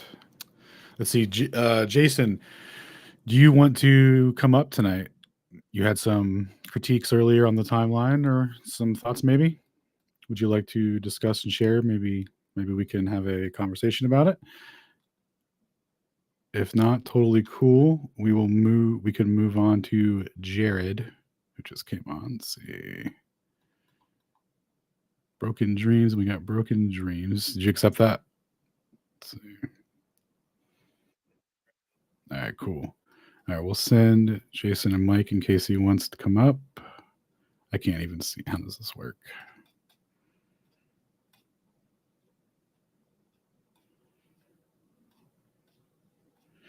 All right. I actually am tired of scrolling. Don't see it. But anyway, hold on. Request. Is it there? Okay, we got that one. All right, so we got like 3 or 4 more. So we're gonna wrap up after these. So if anyone else wants to jump in now, do hand emojis or request a mic, and we'll get you up. But from this point on, I think we're gonna start to wrap up with these last 3 or 4 people. So, I was going to say, I don't want to derail too much, but it's kind of weird having Shinku not talk. Most of the spaces I'm in, he's all about that. And then he puts his hand up. Dude, he's a beast. I threw him a pre-dunk earlier and was like, yo, Sinku, did you see the sun slap the moon or whatever earlier? And he didn't unmute. I was kind of disappointed. I'm sorry, bro. Right? I was driving, bro. My bad, bro. Oh, word. No worries. No, I just wanted to add real quick. I know we talked the other day about that patent, and I had another idea I wanted to throw on top of it to make it more easier to digest. If you can imagine, you have a window in front of you, and you open that window, and all you see in front of you is water, and that water is violently moving, but it's not coming inside of the window you just opened. But the moment you put your hand into this water, you become that water. That's how the teleportation device works.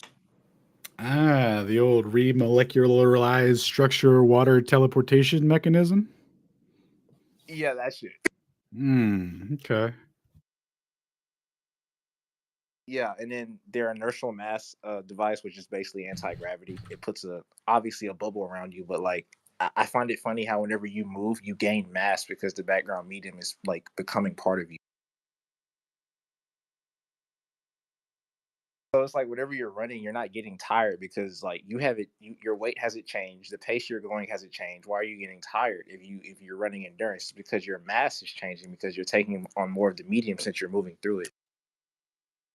That's what you're actually training for. Ah, there's a little energy exchange going on there. Nice. And then to wrap up what Mr. Hugh was saying about as far as like, are we tapping in? I mean, that's kind of like what I tweet about a lot, is to kind of force that ideology, is like, if we don't tap in, like we can't really win. I mean, Matt Rife is also utilizing this technology to some way to kind of help, which is great. But as far as like a big like fight back mechanism, yeah, we're gonna have a lot of money for that, bro, because a lot of their technology has a lot of money thrown into it. Yo, thanks, Chinky. All right. Yeah, how about this? At 10 past the hour here, we'll stop doing mic requests. So if anyone else still wants to come up or whatever, you still got time to request, and then we'll start cycling out at 10 past the hour. That sounds good. I'm just. Oh, go ahead. Oh, sorry, Toby. Real quick, I am just going to sign off now. I gotta put the chillins to bed, but just want to say goodnight. I love you guys. Love you all. It's always a pleasure, and I'm glad that we're doing more of these types of spaces. I know that I haven't branched out too much into these, but they're always fun. So I will talk to you guys later, and well, thanks for love you coming all. out, man. Yeah, no problem. Yeah, take care. Thanks for being here. Oh, and real quick before I go, Toby, isn't it cheating to have 2 accounts in the space? I mean, come on, man. Ooh. Yeah, a little bit cheap, but I gotta this way I can host it from my phone, and then I can still use my nice mic on my desktop and stream from my desktop. So that makes sense. All right, I'll catch you guys later. Yo, take care, Huff. Peace, bro. Go pick a good storybook. All right, so let's see here. We got Kevin Bowe, I think, was next in line. Or no, I think it was Jared, then Kevin. So we'll do Jared, Pet, if you want to chime in.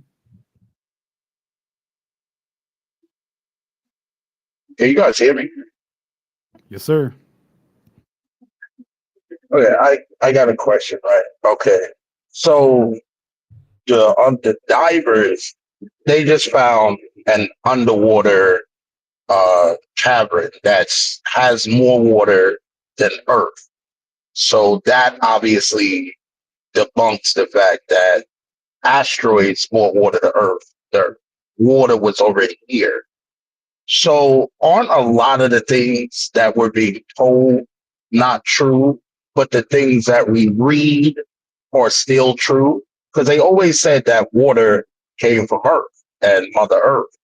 And now that we know that that's true, aren't a lot of things being proven by what we read instead of what people are telling us? That's kind of what, I've been thinking about and trying to talk about in some of these communities, because you have flat earth theory, you have theories about all this other kind of stuff, but a lot of the stuff that people are talking about is written down places. So is it really not a theory if it's written down? I think we should adopt a new term, and we should call it flat earth science, because True we earth are science. treating it empirically.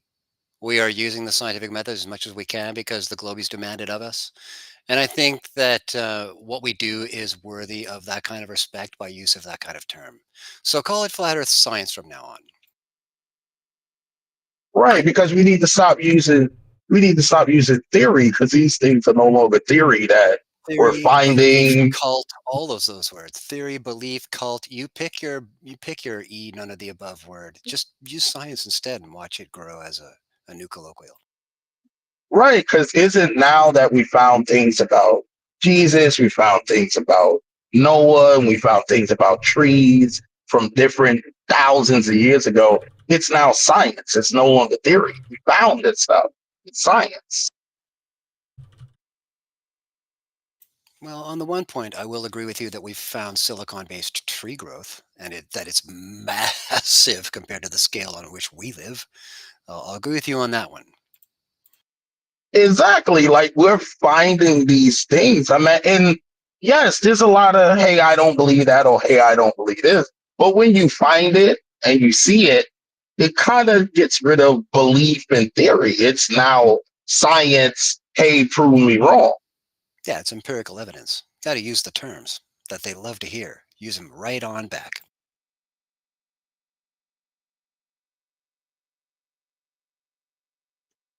These are the things that I kind of started talking to in these groups. They need to stop calling it flat earth theory. They call it flat earth science, because if you're trying to disprove something, you got to use facts and things that you're doing. So if flat earth people have facts and round earth people have facts and NASA has facts, we got to start using these as science, and everybody sit down and we figure out what's right and what's wrong. What is falsifiable and what is replicable, more importantly. Because just like we all saw the moon, we all saw what just happened. So does that make it fact? Because we all saw it. No one can deny that. Well, actually, we're still in disagreement about what we saw. That's the problem. Exactly. So that makes it science. Because if one person says, "Oh, well, that's not really the moon or the sun. It's just two rocks going around Earth," it's still a science, and it's still something that has to be disproved or proven.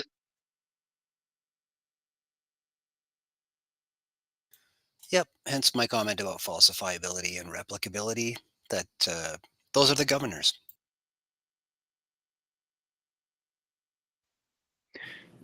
Yeah, so have you, I think now it's my turn. Have you seen any claims of long exposure shots from this eclipse, which claims they have seen the structure of the moon, like the craters, because in old eclipses I it looked was into that. claimed, and yeah, they are, because I would love to see the claims of behind the scenes, how they do it. I've never seen that. Yeah, I will no, ask you're right. you. It doesn't really exist. So I saw there, not from NASA, not from like an official source. Something surfaced on Reddit a few years ago, or what was probably 2017. It was when it happened. Yeah, that was what it was, from the 2017 eclipse. And the person made this big Reddit post outlining how they took long exposure shots. They took a bunch of various exposures to get a picture of the moon they claimed from Earth glow, and then they also took a bunch of pictures, and they took through using the various exposures, they were able to get the sun and the moon, they claimed, and then they had the moon, so it looked like the solar eclipse. They superimposed the moon over the center, and they claimed that the photos were all taken from around the same time. The thing that was absent from that was the actual source photos. In order to do any sort of, meaningful analysis on that composite of images, then you'd have to look at the source images, which were not provided. And, to my knowledge, you can't just take a long exposure shot of a spot in the sky where you think the new moon is and get an earth glow photo like that. So there is I know of one source from the 2017 eclipse where they claim to have done it, but yeah, it's pretty, I would say, unconvincing, quote unquote, evidence. If it was real, they would do it. Everyone would try it. There's a lot of people who would try it. Yeah. It would be replicated. Exactly. Yeah, it's a really good point, and it's a really interesting, thought process, in my opinion. What's really going on there? This is another case, I think, where we have to kick NASA in the butt. The post we just reviewed of theirs is, of course, a downward shot at allegedly the surface of the Earth. Did anybody see anything from NASA shooting the moon and the sun together at the moment of totality for the ISS? Did anybody see that? Not I, says everybody. It's not what they show you, it's what they don't show you, right? Wouldn't that have been the most epic freaking shot ever? I mean, there's no atmosphere in the way. What kind of data would we get from that? And they denied us. They denied us. All they did was shoot downward, like always.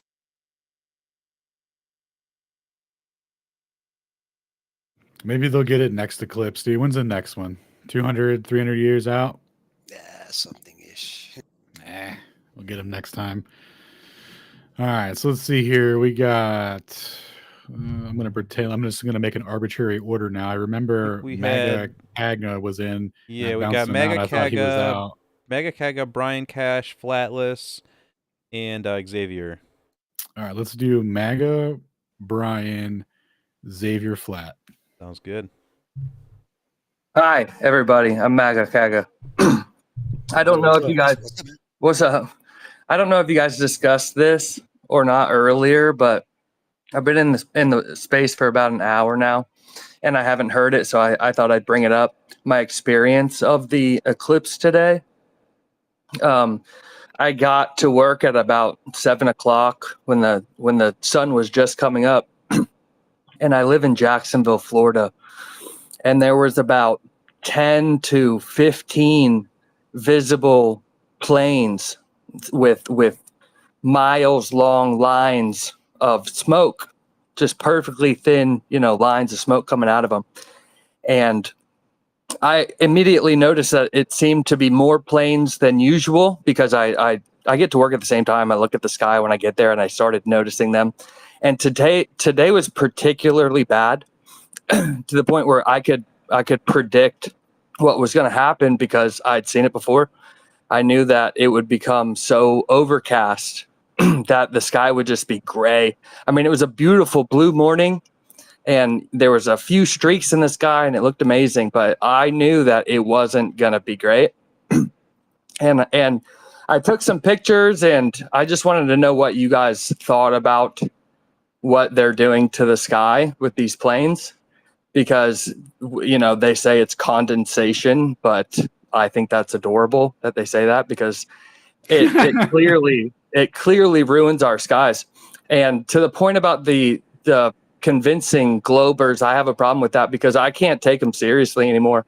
I want to leave these people behind. I don't want to convince people that don't want to be convinced. You know what I mean? So I'm just looking for people who already know the truth and can just keep progressing with what we know instead of trying to convince people that don't want to be convinced of anything, So yeah, that's my question. I wanted to know what you guys thought about that. Sounds like you should be hanging out with us on Discord, and you should be hanging out with us on Telegram because we're not always on X. You know what I mean? We hide in all kinds of new thing. It's kind of a new thing for me to have noticed, but I've noticed now for so long myself, and then I looked to see if other people noticed the same thing. And I just noticed that today was particularly bad. And I also didn't see the moon. I guess I'm whatever. But I thought the moon would go in front of the sun, and then it would just pass the sun, and we'd all think it was really cool. But I never saw the moon. You know what I mean? My sky was completely smoked out, and I had to wear the glasses to even look what was happening. But the argument is, oh, it's a brand new moon, so we can't see it, but it's like the most reflective rock that we have to see ever, because it's 239,000 miles away and it lights up like a flashlight. You know what I mean? So why is it black, and why can't I see it, and where did it go, and why is the sky smoked out? This is fucked up. You know what I mean?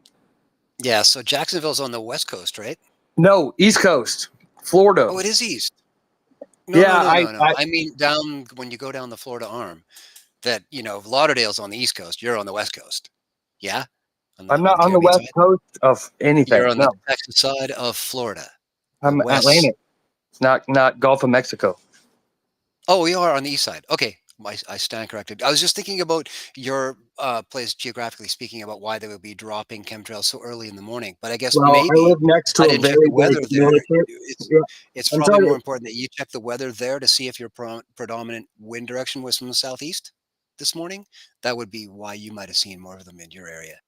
No, I live next to a very large military base, and I've looked around at other reports in Florida, and particularly where the big cities and military bases are. This is where you saw the chemtrails.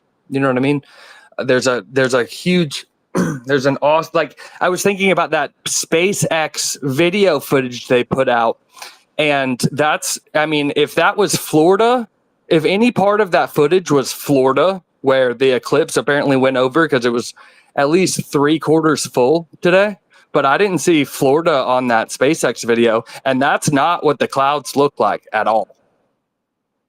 You know what I mean? That footage, just a notice about the clouds. That's not what it was. And if you look at anyone's reporting on Tampa,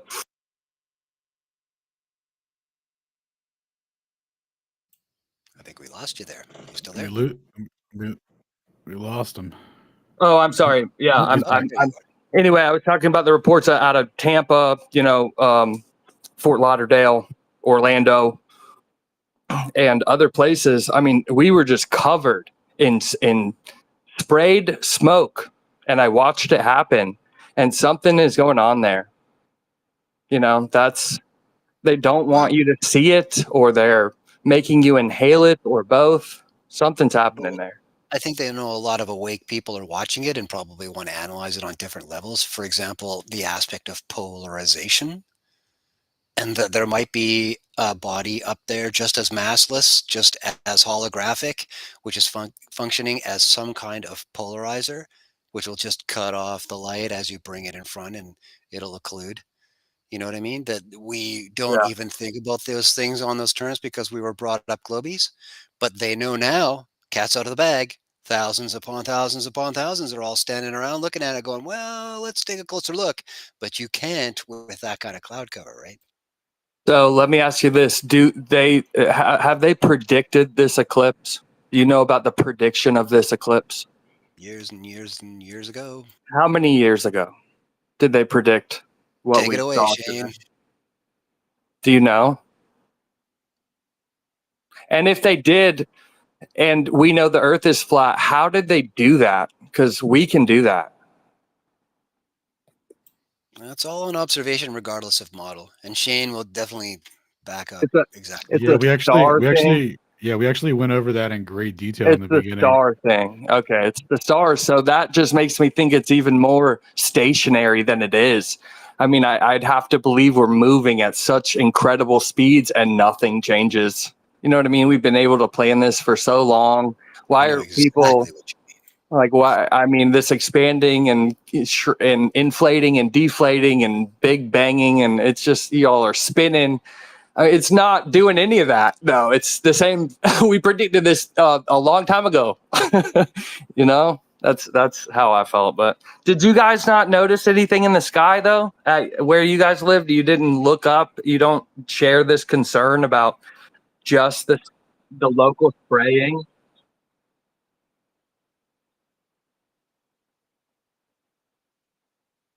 Where were you? Okay. Around the area. I'm in Uruguay, so count me out. Yeah. Something about Mayport. We got a big and Cecil Field. We got a big military presence here, and it seems to be connected. The problem is I watched the local weather channel, and they predicted it. I mean, it was a perfectly blue day, except for these planes that I saw rise. I mean, I looked at it 7 o'clock, 10 o'clock, 12 o'clock. I just watched these streaks turn into clouds, and I couldn't see another cloud in the sky besides that, and the weather channel predicted that it'd be partly cloudy. So in my sense, I think, the people spraying what they're spraying. And by the way, we should be able to figure out what they're spraying too.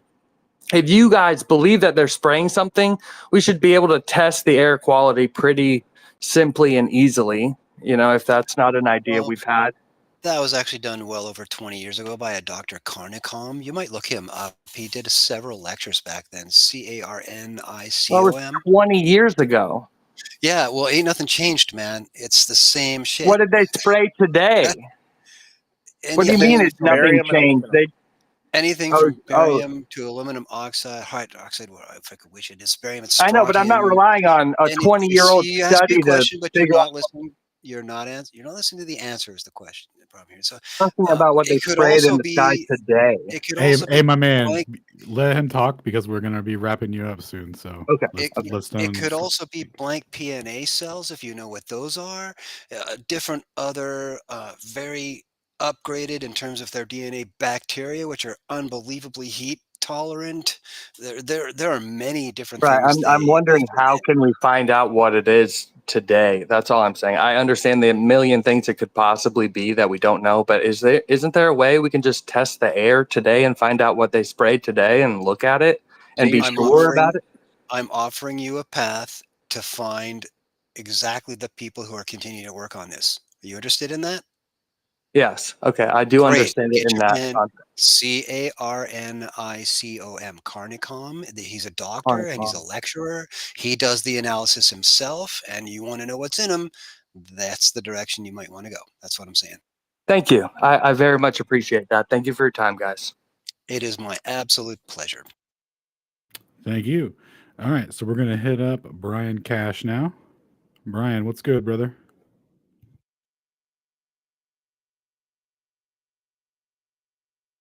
All right, I don't. Yeah, I don't see him in the thing. So we're gonna go over to who was next? It was Xavier to Flatless. Mr. X, what's up, man?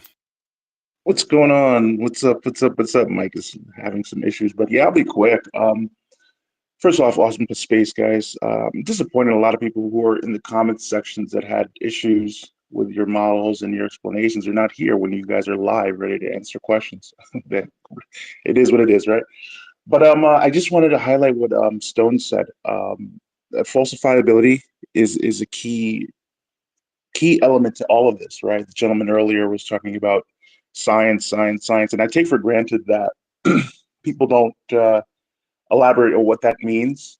And having falsifiability is the crux of all science, right? Is living in a 4D manifold falsifiable? Is the constancy of the speed of light in all reference frames falsifiable? There's so many things that scientism asserts that is done so without prior derivation. So that's something to keep in mind. Can we repeat this? Even if we don't have the equipment, is it able to be repeated, these tests? And if so, is there a way to come up with a null hypothesis where this is not going to be true? We all experience a great eclipse, and some people will say, well, there you go. That proves there are orbiting bodies around a spherical Earth in an expanding vacuum. What else do you want? Don't you see that observation proves it? And we all know an observation. We can disagree about what we observe, and that's that. And shout out to Shane. For those of you who are in the space right now, click on his page. And I follow these guys a lot in Aether Cosmology, and I take for granted that they have other links. And I just clicked out the link right now, and Shane's database, there is so much gravy here, bro. Guys, just look into the info. We have a vast network of information. There's information everywhere. Each one teach one, and just keep doing what you're doing, guys. Good stuff. Thanks, bro. Much appreciated.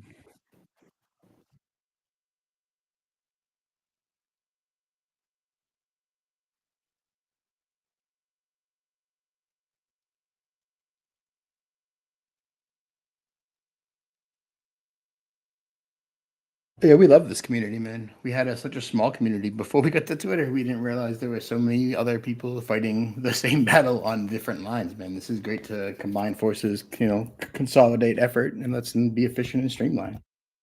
I think we're scoring a lot of fence sitters too.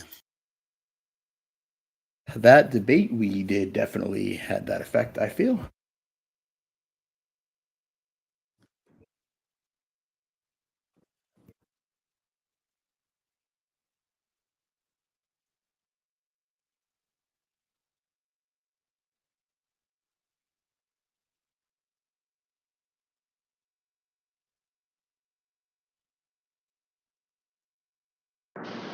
Hey, yeah. Is my mic okay? Pretty Perfect. good.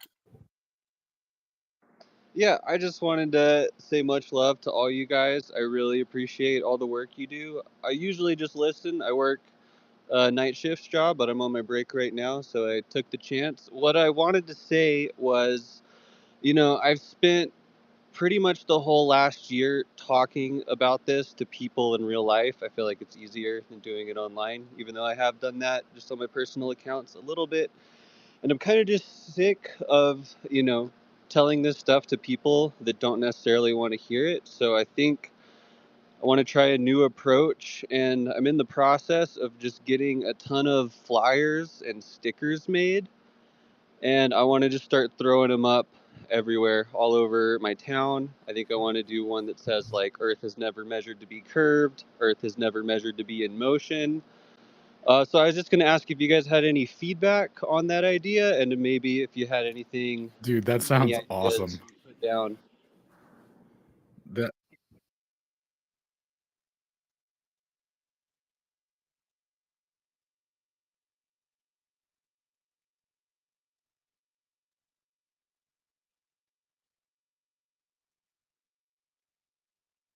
Yeah, QR code was the idea.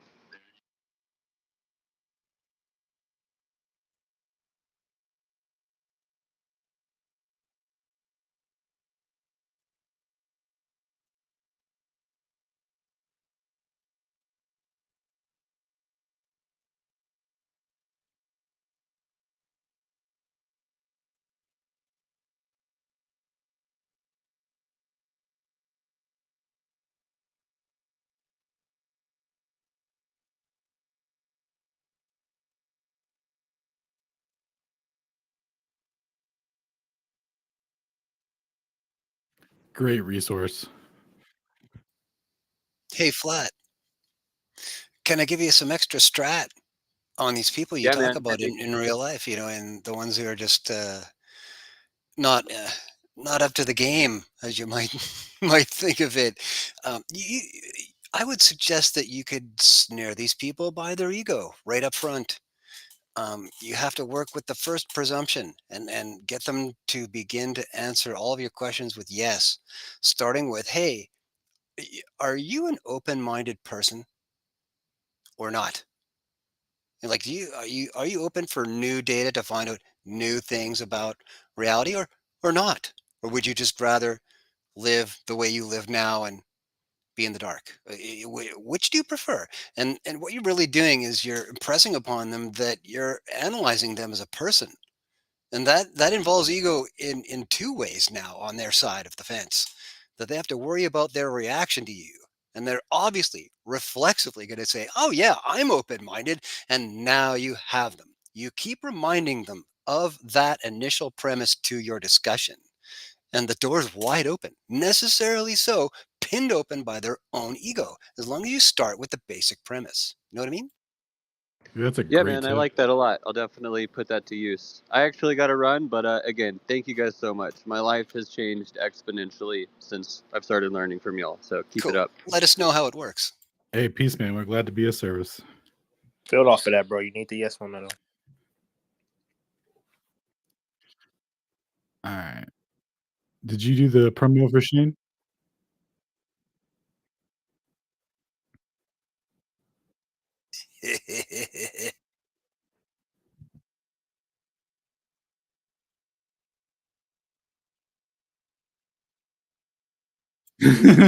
Thank you for telling me who you are and who you are not.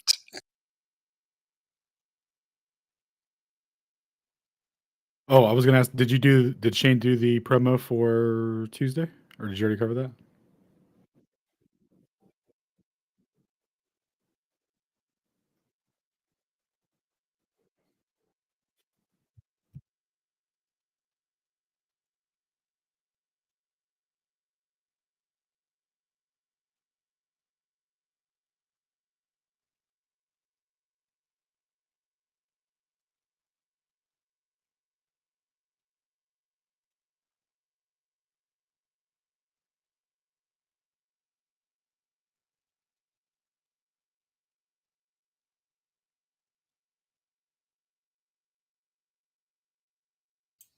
And that was 9 No, Eastern?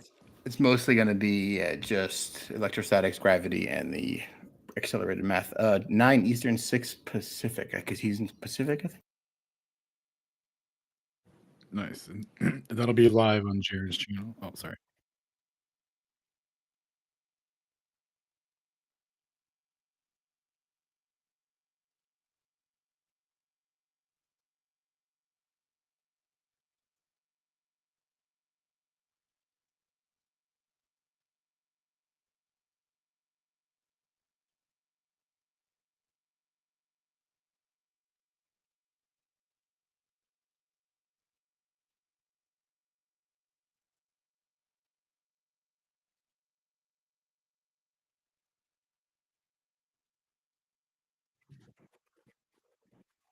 Oh, yeah. Before we wrap, there was a guy that joined at the tail end that let him get in. It's Steve Strange. If you want to chime in real quick before we wrap up.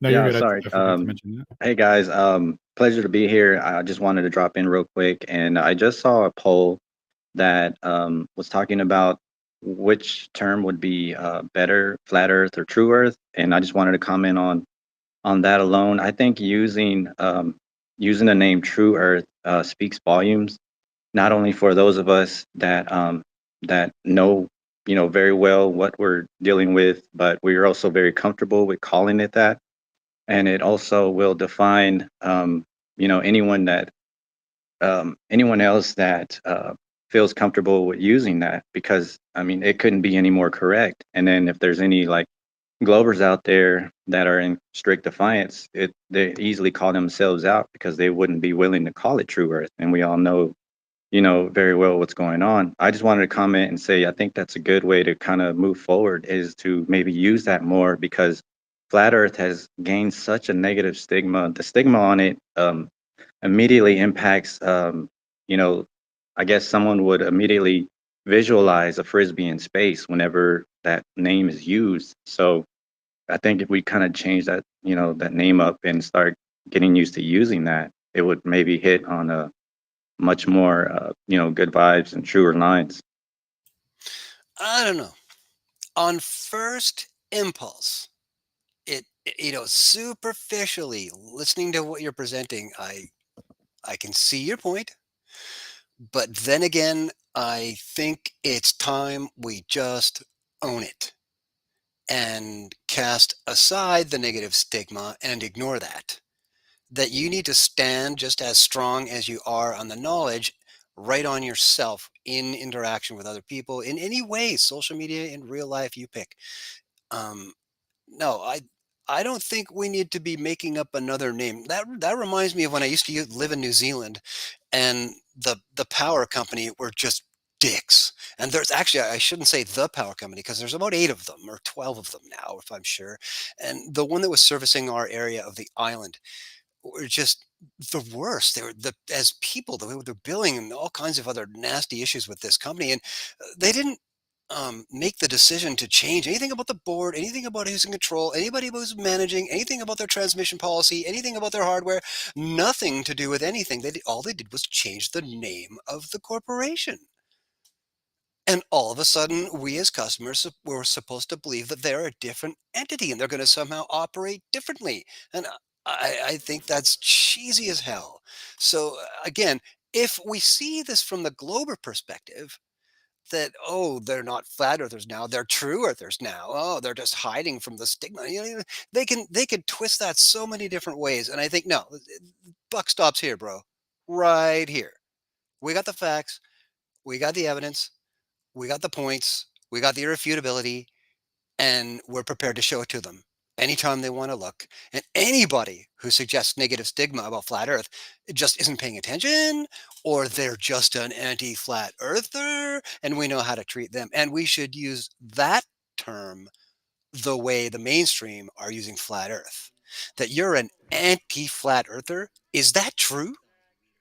Put that into the Oh, Earth chat. dude, I like it, Stone. Okay? I I think we like need to it, take a bro. whole new psychological stance. We are not, although I am, we are not Canadians here. We do not apologize all day for what you want to call it. No, no, no. It just is what it is. And I think we need to talk about that.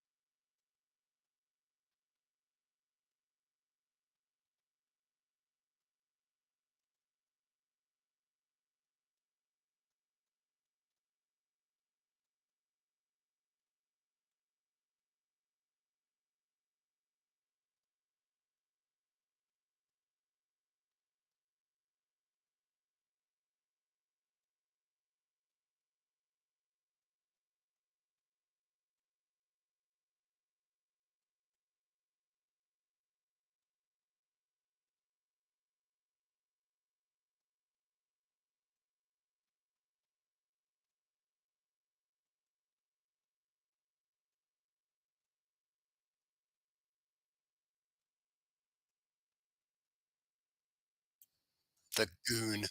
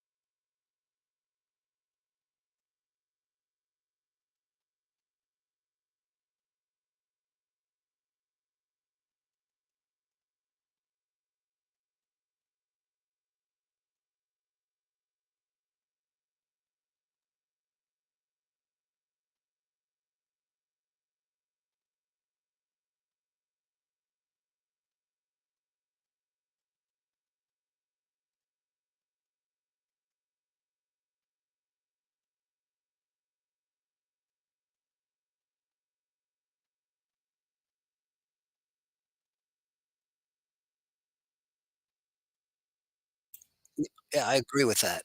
I would even add that it's something we can help them with.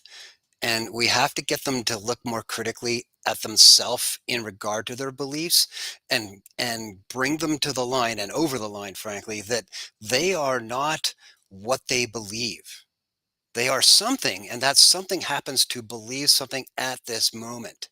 It does not define actually who they are. It is merely the information they're currently embracing. And if you can psychologically bring them over that line and segregate the two, when you attack the beliefs, it doesn't feel so much like you're attacking them. Second point is that, hey, like, let's also address yourself in the unapologetic aspect of what we're talking about here. That you're a flat earther? Well, think about it in terms of yourself for a second and ask yourself a similar question. Are you a part-time flat earther? Are you like a flat earther hobbyist? Are you just kind of tinkering with this like on weekends? Because at work you're with the globies and you're a globie then, but only now when you're amongst your crowd here, you're a flat earther? Or are you one all the time because that's what the facts say all the time? So psychologically, that's you have to approach it from the point of self. That who are you? What are you actually asserting here? And is it true all the time? Very Well well said, said. Yeah, Stone. exactly. That's it. Exactly. And I mean, to that point though, Stone, I mean, that's it. Exactly. That's what it's all about. Having that conviction and having that confidence in speaking and standing true to the same foundation that Earth is on. And I mean, we, depending on the amount of time that any of us have been in this space in particular of what we're learning, what we're finding out, it's really a never ending process. But once we start that journey, when we find out what Earth really is, when we find out what our connection with Earth really is, then we find out there's so much more to learn. And I'm more spiritually inclined with a lot of this stuff, but I mean, all in all, we're all in the right. We're all in the right frame of mind. But I definitely appreciate yeah, your feedback on that. We're all correcting in on this. And it's an ongoing learning process for all of this, but it's also a very firm stance for all of us to stand with for each other as well. Thank y'all guys. Cool, man. Glad you could make it by. So the duty here, the personal duty here is to develop fluency in the concepts I just laid down. And you do that through action.